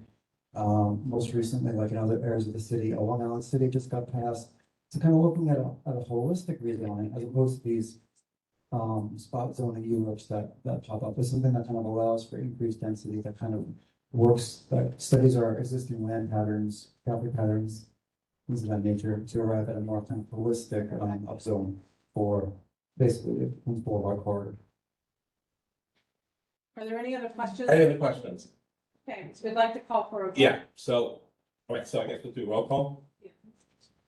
Okay, so the motion on the floor is to swap expense priority 19 with expense priority 31 on the list in front of you. So I'm going to call you by name. Edgar Fonseca? No. No. David Aronoff? And he left. Robert Ash? Yes. Anicia Ione? No. Sawa Baida? Wait, hold on a second. Are you doing a tally thing, a Higgy with me, like yeses and nos? Okay, so we don't, okay, yeah, thank you. Technical term, Higgy. Sawa Baida? No. No. Kavish Batra? Sorry, did we skip Anicia? I didn't hear you. She said no. She said no? Yeah. Okay. Kavish?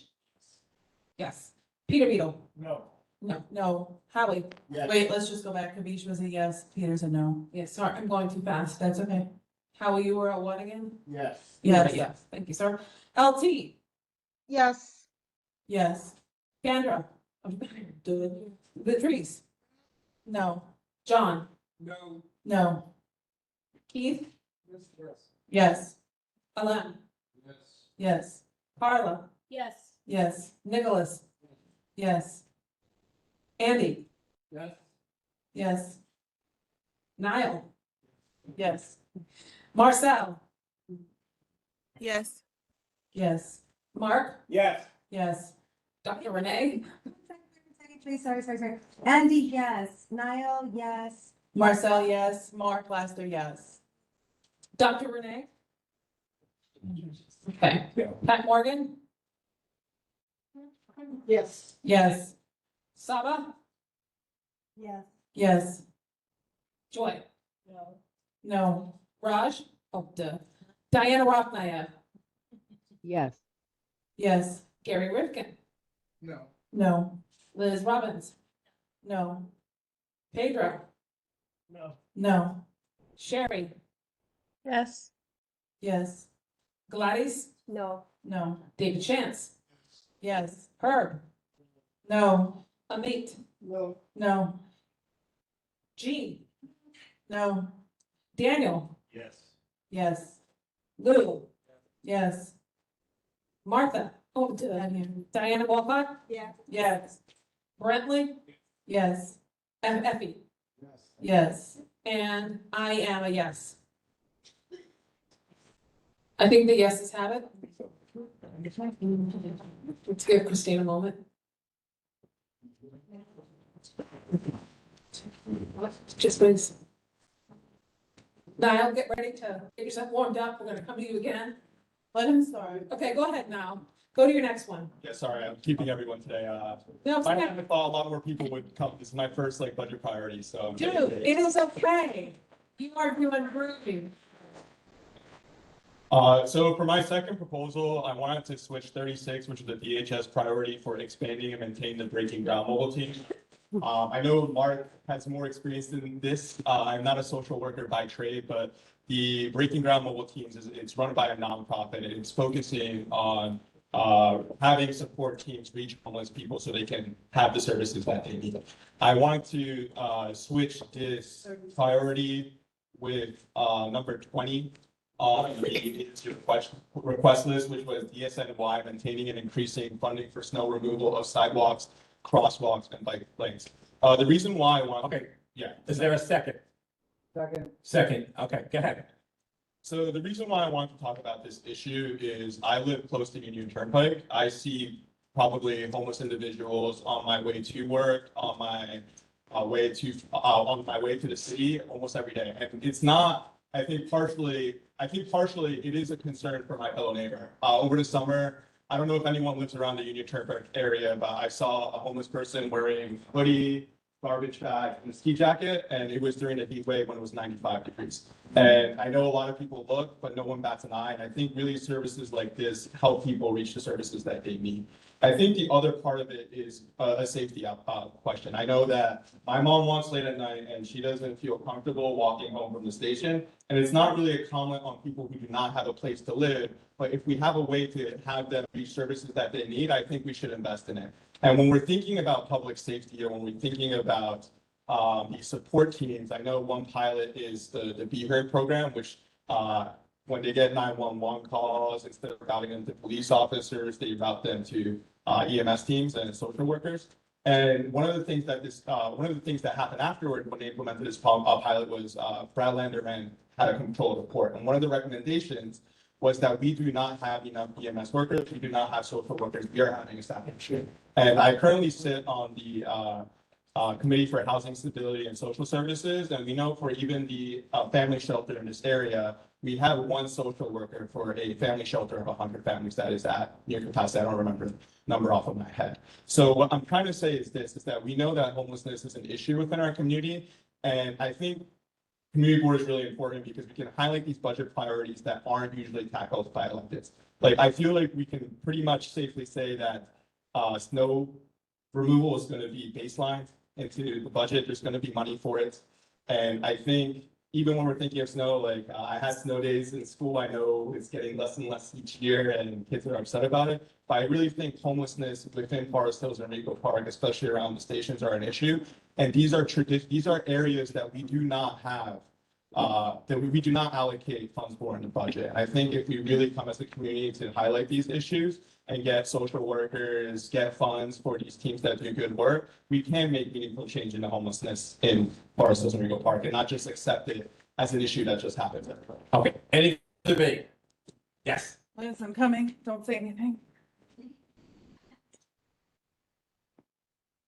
Thank you. I just want to say this is really difficult because obviously these are all extremely important issues and I wish that we could list everything as a priority. So, you know, conceptually, I agree with everything that he's saying. It's just the issue I have is experiencing the winters in Forest Hills, especially down Austin Street around our public transportation. I think that we do need increased funding in snow removal, ice removal. I don't think the conditions have been good for people with disabilities. Me trying to push my stroller in the snow and almost falling, like it is an issue that I don't think should be written off, and I would potentially consider replacing another item. So it's hard to pit this specific issue against the snow removal. I don't know if I could support that, and maybe I would be open to replacing it with another one. I just don't think I could deprioritize sending a signal that we need much better snow removal as well. Jean?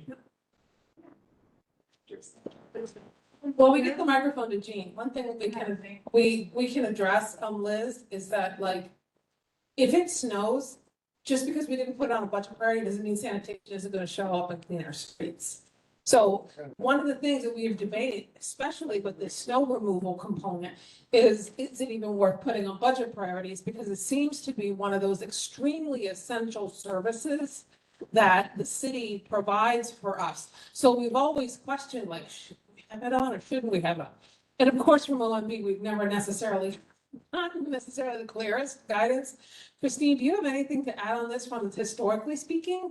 And then we'll throw it to Chief. No, I mean, I'll just say that I don't know that that necessarily justifies like just removing it because there's a lot of things on our list, like DOT does traffic studies, but we're still asking them to do traffic studies. DOT, you know, so there's a lot of things on the list that are already being done, but we want to make sure that their funding is increased or at least, you know, they keep up with it. So, I mean, obviously in the winter when it snows, if you see specific locations or issues of where there's snow, definitely call us and let us know. We can report it directly to the sanitation garage. They're really, you know, they work really well with us.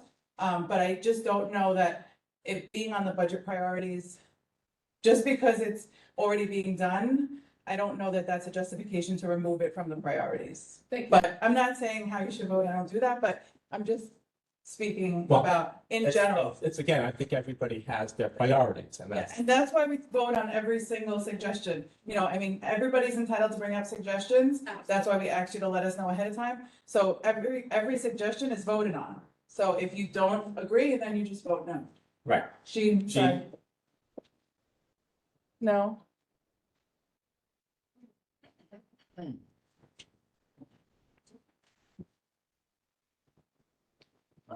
I'm on. Green, Jean. Green means go. Corner two. I just want to take a little sidestep here. I'm gonna do a little quick sidestep. Thank you. I've been doing this for quite a few years. No. Eliminate things down in the 20s and 30s and move them up to a 19 or an 18 is ridiculous, in my opinion. All you're doing is wasting time and effort and energy that these committees have been going through for the last 6 months. And I'm tired, because if you don't change anything, look at the top 5. And if you get one of them in, you're freaking lucky. So Okay, so Gene, again, the whole process has changed. it's still the same thing. It goes by age. That's from the list now. And you're bringing them up, we already voted and got it in, and this is an opportunity. So it's just wasting time. It's not gonna make a difference in my. There has been a change to the process. No, but I think what she's saying doesn't affect that. So she's saying if it's under the red line, moving it to just above the red line, you know, like, yes, so the difference is if it's under the red line, we're not submitting it at all. If it's above the red line, we're submitting it with our budget priorities. So that's where the change is. So yes, the top 5 were always a thing, but if it's below the red line, we're not submitting it. If it's above the red line, we are submitting it. So that's the difference. John? Yeah. We have a microphone. Oh, there is a microphone.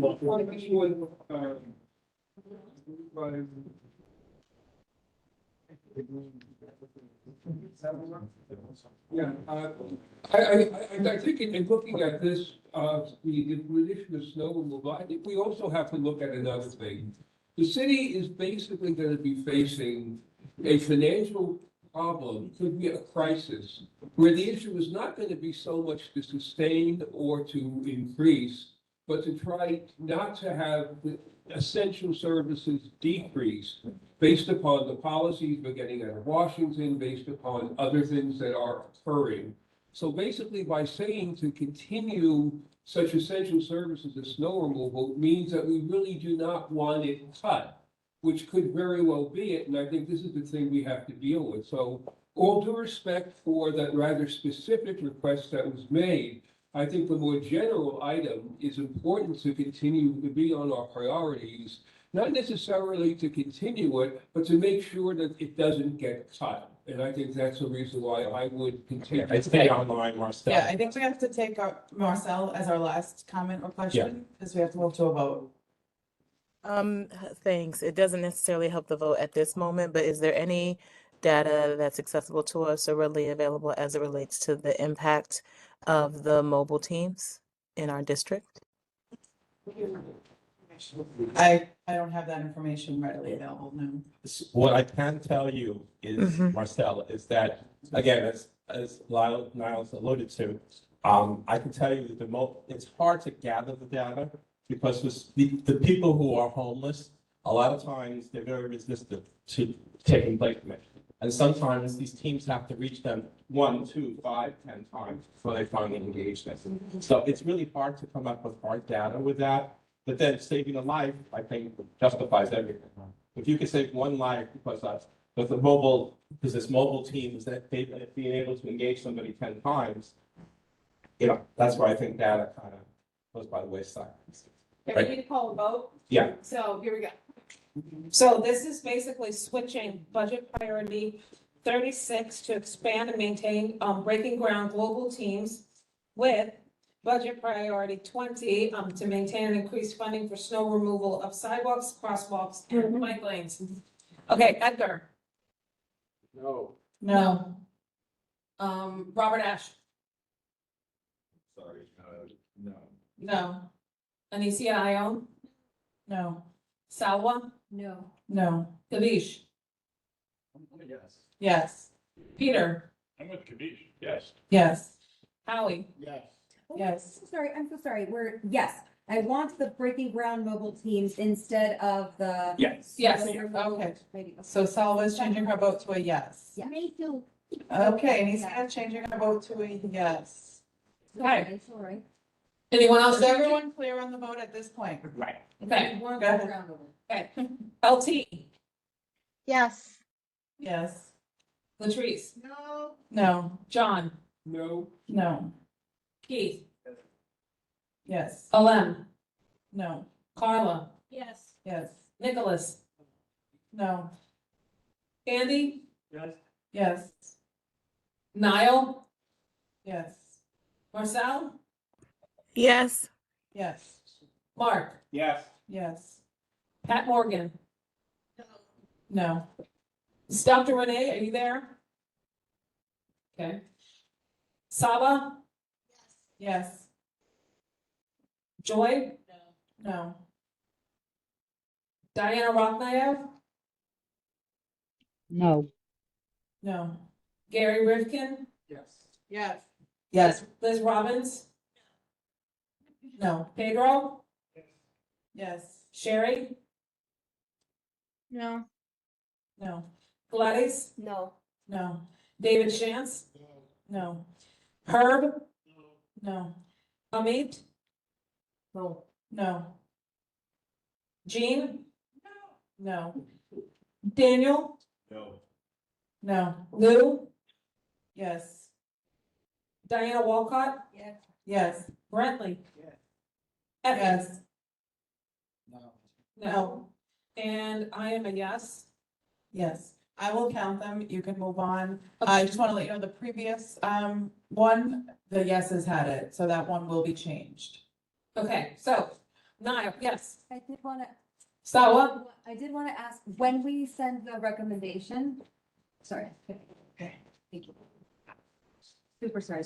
When we send our recommendation that the yeses have it, are we able to include the division, which was 18 to 19, I believe? When we, is there any note No. that we can add to that? We just submit department focused list, so. Oh, I see, yeah, that makes sense. Yeah, so. It's not a recommendation like we have our recommendations for other things. It's just, this is our way of compiling the list that we're gonna submit. Okay, Niall, your last one, and if you could tighten up, Yeah. no, listen, I know you just got out of college, so, more is better, but your less is better. Okay.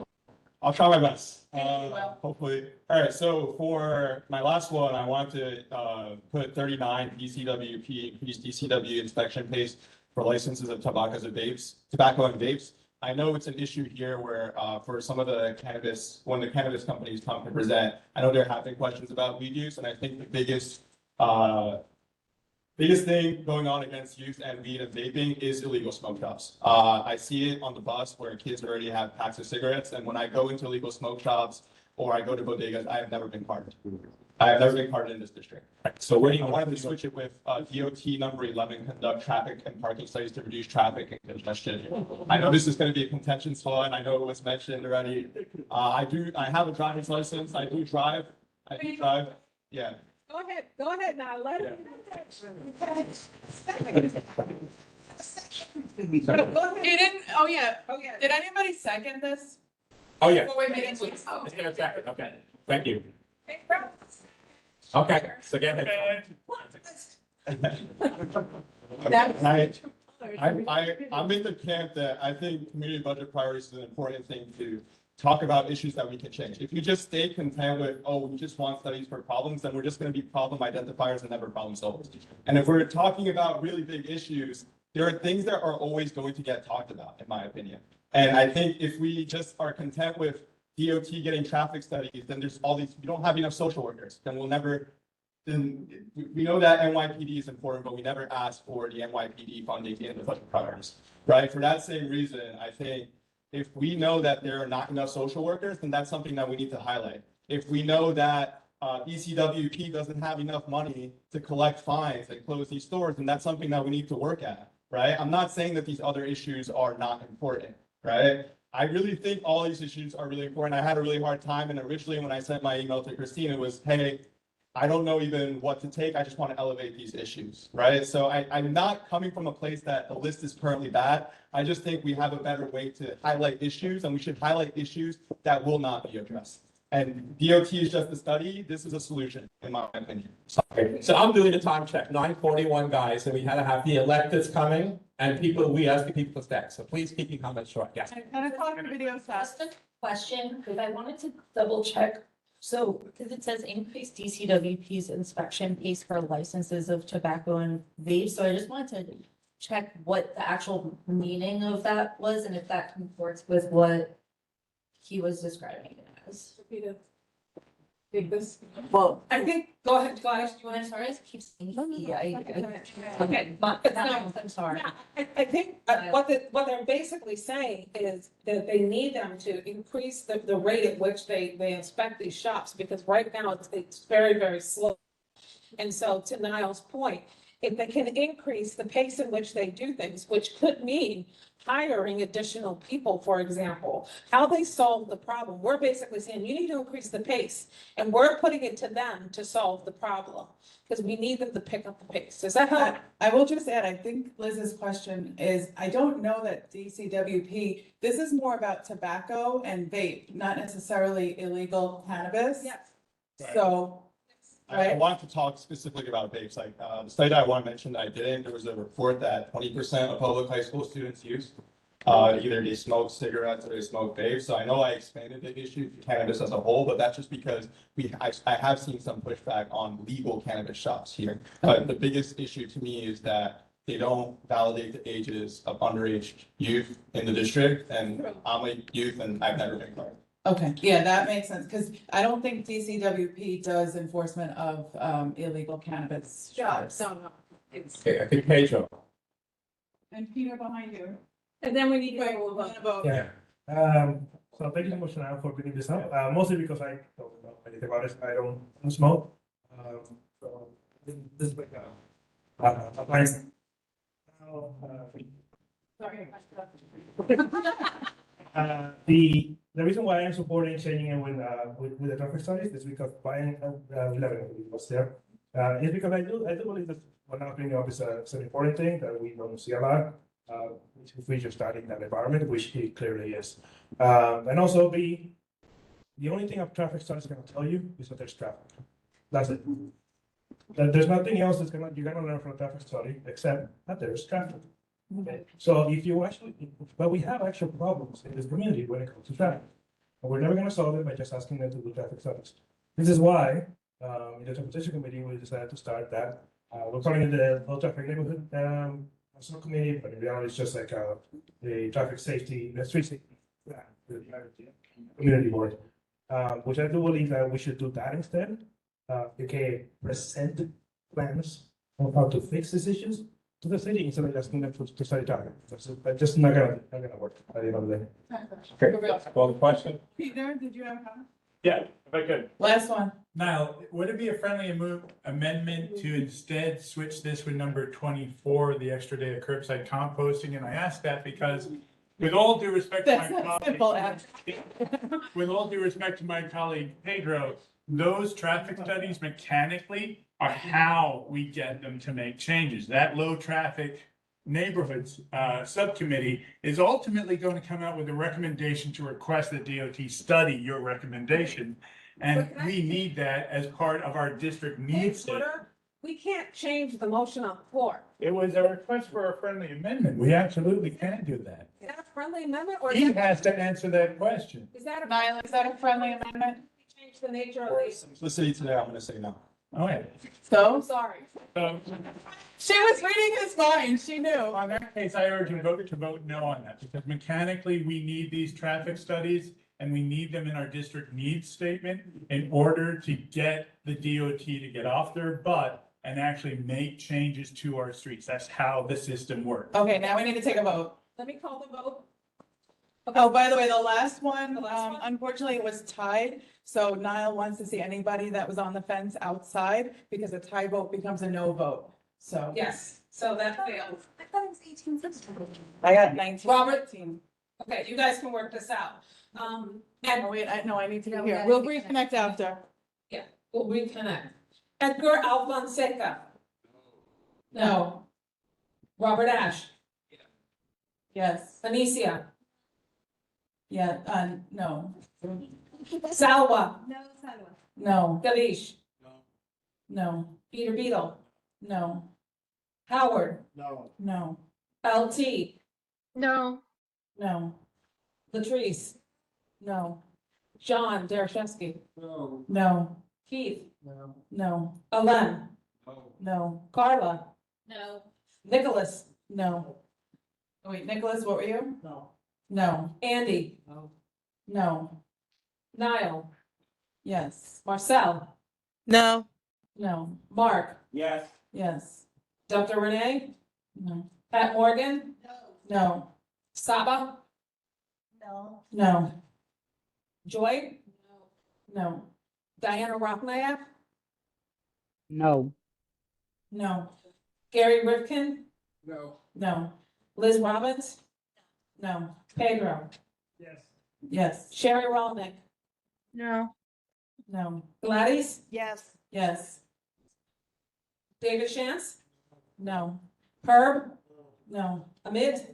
No. no, Jean. no, Daniel. No. Lou. no, yes, Diana Walcott. Yes. yes, Brentley Winstead. no, Effie. no, And I'm a no. Happy was a no. yes. Okay. And, Bradley was a no. All right. Any other motions? I have one motion, I'm sorry, you can kill me later, so You basically. didn't tell us ahead of time, Keith, Okay. and you're on the executive board, but it's. Yeah.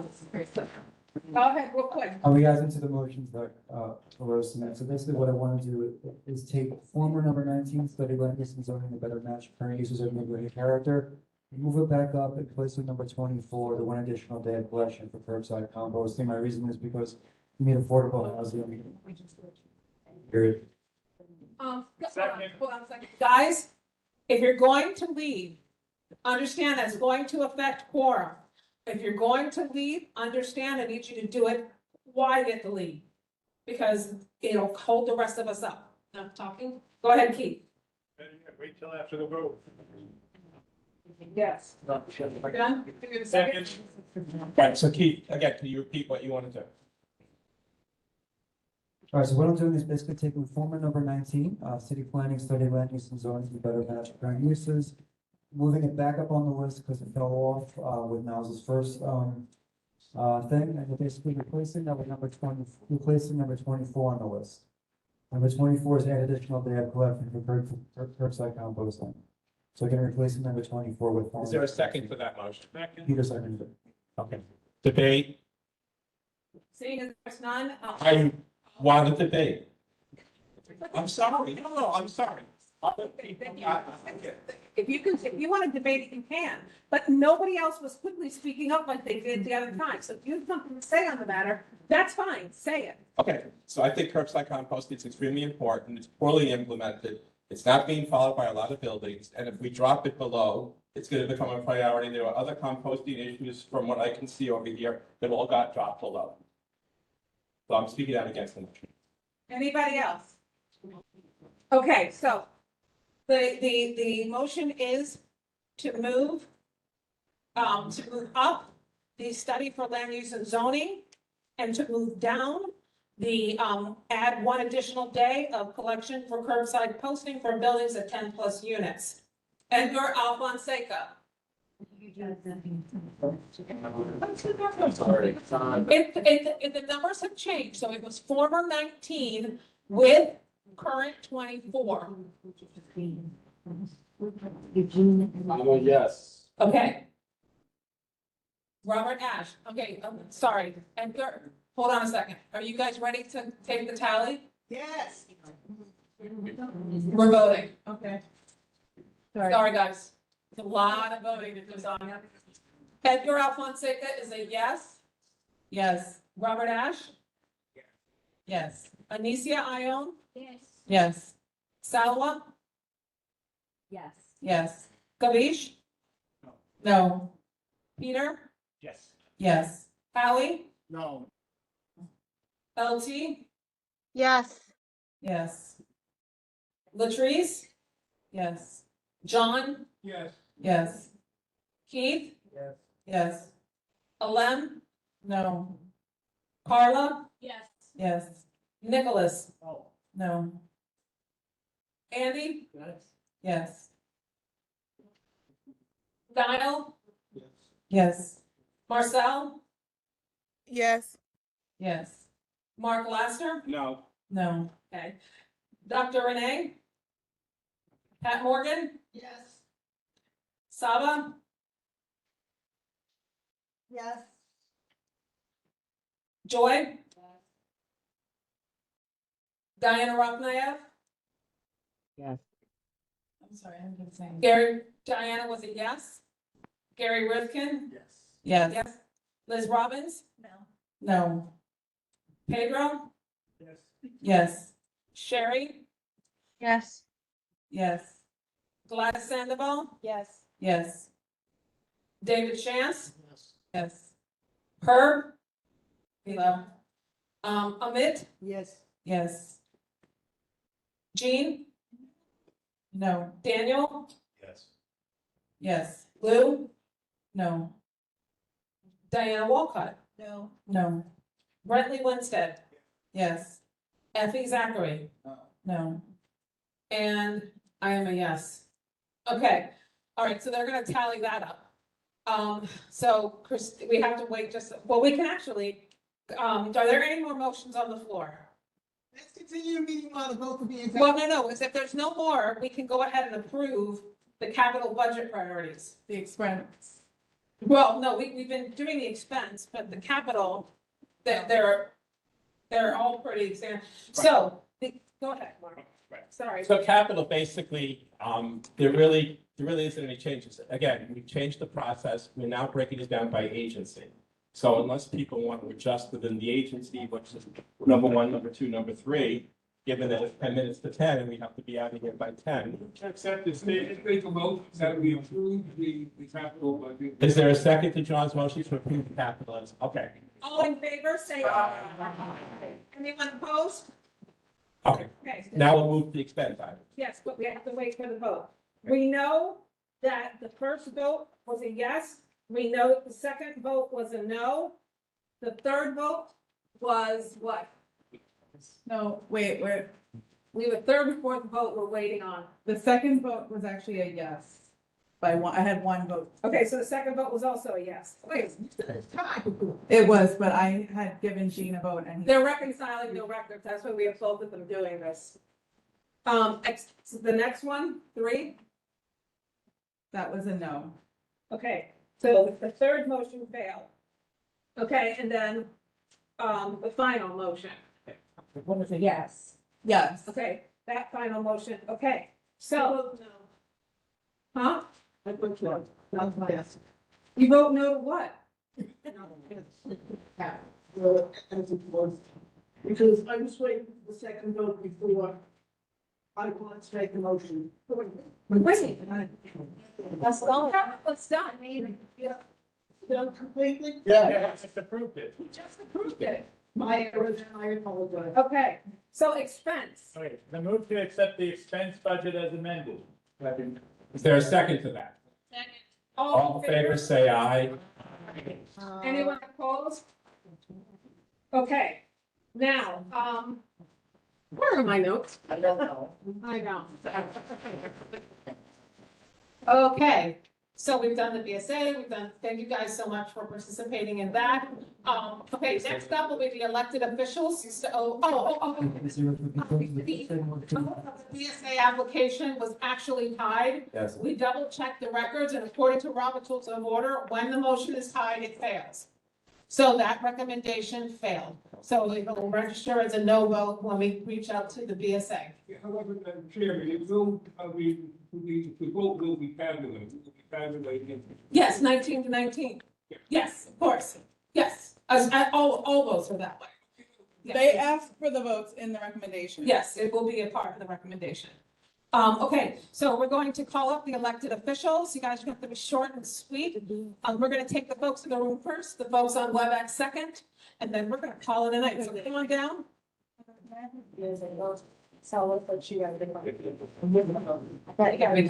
Oh, and by the way, when we gave the vote to, when we talked to Mr. Plotnick, who presented to us today, we told him the motion had failed. Guys, I'm trying to say something that's actually kind of nice. He said that we're one of the smartest boards that he presents to. So I just wanted to say thank you for being what he determines. And he presents to a lot of boards. So that's high praise. Okay, so go ahead. Go ahead. Yeah. I'll make it quick. I'm Eliana Swell. I was here last time, my first time last time. So I'm back here again. You didn't scare me away.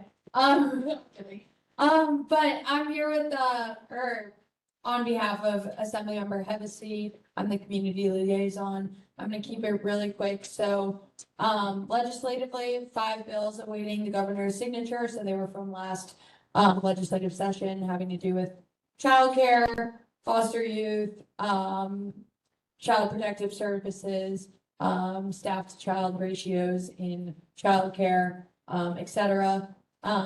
It's Domestic Violence Awareness Month, and in honor, Assemblymember Hevesy had a public hearing on yesterday, and he pretty much gave DV shelters the opportunity to give their testimony.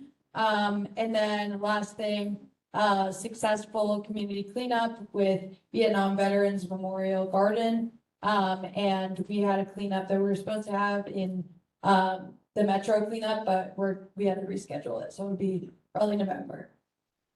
Thank you. Good evening, Jordan Goldis with Congresswoman Meng's office. Good to see everybody. Quick 90-second update from us. As you know, we are in the middle of a federal government shutdown. But despite the shutdown, our offices have remained open, and the Congresswoman and our staff continues to be on the job working to assist constituents. However, Congresswoman Meng also remains ready to negotiate and vote for a government spending bill that protects healthcare, lowers costs, and ends the shutdown. We will keep you updated. A few events that we will be holding later this month. An electronics and textile recycling event at 11403 Queens Boulevard here in Forest Hills on October 23rd. Another one on October 18th, just down the road in Lafayette City.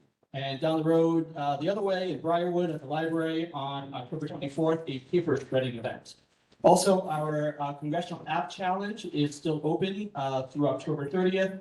This is where middle school and high school students in the district, either they go to school in the district or they reside in the district, compete by developing an app. They submit it in the contest, and the winner gets their app displayed on Capitol Hill, and they come down for a nice reception. It's basically a national contest held by the House of Representatives. We do it each year. So if you know anybody that's tech savvy, into STEM, that works on apps or creates apps, we'd love to have you encourage them to apply. Thank you, and I'll see you in the next meeting. Thank you. Hey, everybody, it's Kevin McAleer from Councilmember Shulman's office. Happy almost Halloween. Participatory budgeting is starting up weirdly late this year. I don't know why, but because of the shortened timeline, I believe it has to do with the November election. We will be doing mostly online. I know we had a couple of in-person or just Zoom related stuff. We're gonna be doing a lot of online idea collection. I did place some palm cards that shows you how to submit ideas online. You can also write them down, take a picture, email to me. I also left my card there if you want to get in touch with me. I don't know whether to regret that. I'm just kidding. And then additionally, and I think it was mentioned earlier in the meeting, there will be ballot proposals on this November ballot. I can't tell you how to vote. I'm not saying that. I'm not saying that at all. I just know that the city council wanted to provide just some information about the ballot proposals just to get the full picture and the full context of everything that's going on in terms of the role the council will play in the land use process if the ballot proposals pass versus if they not pass. Again, no judgment call here. It's just I brought some information for everybody to be aware of it. I have a question about that. You gotta make it quick. It's 10 o'clock. Can I do it without a Yes, mic? go ahead. Okay, so I did see that other council members in Queens are having town halls about this. Yes. About yes, pro and con. Will council member Shulman also be having? I'm not aware of that, but it certainly could be something that's in the pipeline that I'm just not aware of. I can certainly take the suggestion back if it's not something we're planning currently. Because for us I've to seen like Kavan's lawn, and a bunch of others. There is a Queens delegation town hall, I think on Monday. It was in your Friday email. It's a virtual town hall. We got it from Councilman Gennaro's office. Okay. I don't know why I wasn't on that. Okay, hi, I'm James Mongeluso, the Queensborough Director for the Office of the New York City Controller, Brad Lander. I'm just gonna quickly say, thanks for the reference, Niall. And we just audited ACS, Department of Health, Department of Social Services, and Department for the Aging to see that they've spent, over $8 million of money they probably shouldn't have spent on subcontractors that they didn't vet, they didn't get competitive bids, or their contractors didn't get competitive bids. We also audited the law department, and we found that a lot of the time they're delaying contracts, companies aren't getting paid on time, nonprofits aren't getting paid on time, having to take out loans and so on. All of these audits are on our website. You can track all the audits. You can see all the recommendations we gave, how the agencies respond. We did another audit of English language learners programs in the Department of Education, finding that a large percentage of over 40% of the students have teachers that aren't, prepared to teach in that environment of English language learners. Lastly, we reached $15 million in money we've secured from private companies that had contracts with the city and underpaid workers. We still have a database. We have people who were last known to live in Community Ward 6 who we cannot find because they don't live there anymore, at least in that particular address. Check our database online. You can contact the board and I can get it to you through there. And then we just put our worst employers dashboard up. Probably unsurprisingly, you've heard like Amazon has the most labor violations in the city. DoorDash has the most cases of not paying workers. So yeah, check that out. And then you can reach me, James, again, Monteluso, 646-689-6509. Thanks. Okay, quickly, 90 seconds, Mercedes, 90 seconds at Burrito, and then 90 seconds, Jessica. Go ahead, Mercedes. I will do my best. Thank you again, Mercedes Jennings from Senator Generis. Just wanted to keep everyone informed that our office has been working on 2 scams that is brought to our attention. One is a Con Ed scam. If you receive a letter that is saying, thank you for letting us know you are moving, call Con Ed immediately if you have not told them that, because that is a potential scam. 6 constituents throughout the district contacted our office along with Assemblyman Raga's office, found out that their services were disrupted and somebody took their information, tried to open an account at a different address. Please let us know. We have been working with Con Ed to resolve this matter and make sure that people's services do not get interrupted unjustifiably. Also, another scam that's important to know, some of you may have already received your inflation refund checks from the state. Everyone is receiving it by mail only. No one will reach out to you by email, phone, text message. Do not provide your information. If they say, oh, we need this for your inflation refund check. No, everyone's getting it by mail, whether you got your return by direct deposit or not. So please make sure if that happens or if someone calls you, let us know right away. Also, we moved. Our new address is 3718 Northern Boulevard and Suite 525. Our contact information has remained the same, but we have a new address, so we are more accessible to people in the community. Last 2 points. Our office continues to stay on top of the Queens bus redesign. Please let our office know if there's any issues with the new routes or any bus that you feel needs to have a stop to accommodate your needs, whether you're disabled, elderly, or if you have minor children. We are staying on top of the MTA concerning that. My last update is Omni cards. We've been getting a lot of complaints about student Omni cards and how flimsy they are. We also been complaining about people not getting the transfers that's supposed to be honored by the MTA. We have been in touch with the MTA and keeping them abreast of that. If you're finding that you're having those similar issues, if you have a senior Metro card and you can't use it more than once and you have to transfer to a new bus, let us know so we can let them know to resolve this as you're aware, or if you're not, Metro cards retire December 31st. So the new thing is going to be Omni cards. So we're trying to see if we could work out these kinks with the MTA so that people could have smooth ridership moving forward. And those are my updates from Senator Generous's office. Thank you so much, CB6. Thank you so much. Amberito, what's up? Hi, good evening, everyone. I'll be quick. Saturday, October 18th, join us for our first American Filipino History Month at the St. James Episcopal Church, 8407 Broadway in Elmhurst. It's going to be an all-day event, so please join us. And Thursday, October 23rd, we're going to have our job fair in South Queens. That is going to take place from 2 to 5 p.m. at the Ozone Park Library, 9224 Rockaway Boulevard. You can RSVP to this event at queensbp.nyc.gov. Thank you so much. Have a good night. Thank you, Amberito. And Jessica, good evening. Jessica? She ghosted us hard. Are you there? Yes, I'm here. Some updates from our office are that we had our NILAG mobile van clinic. There will also be in our office again next week. So if you want to schedule an appointment, feel free to reach out to our office. And we will be hosting a clinic with the New York Power Authority. It's a workshop at NHS of Queens, 9433 Corona Avenue, Elmhurst, New York. Thank you. Thank you so much. Okay, do I have a motion to adjourn? Okay. Okay. Do I have a second? Second. Okay, all in favor, go home.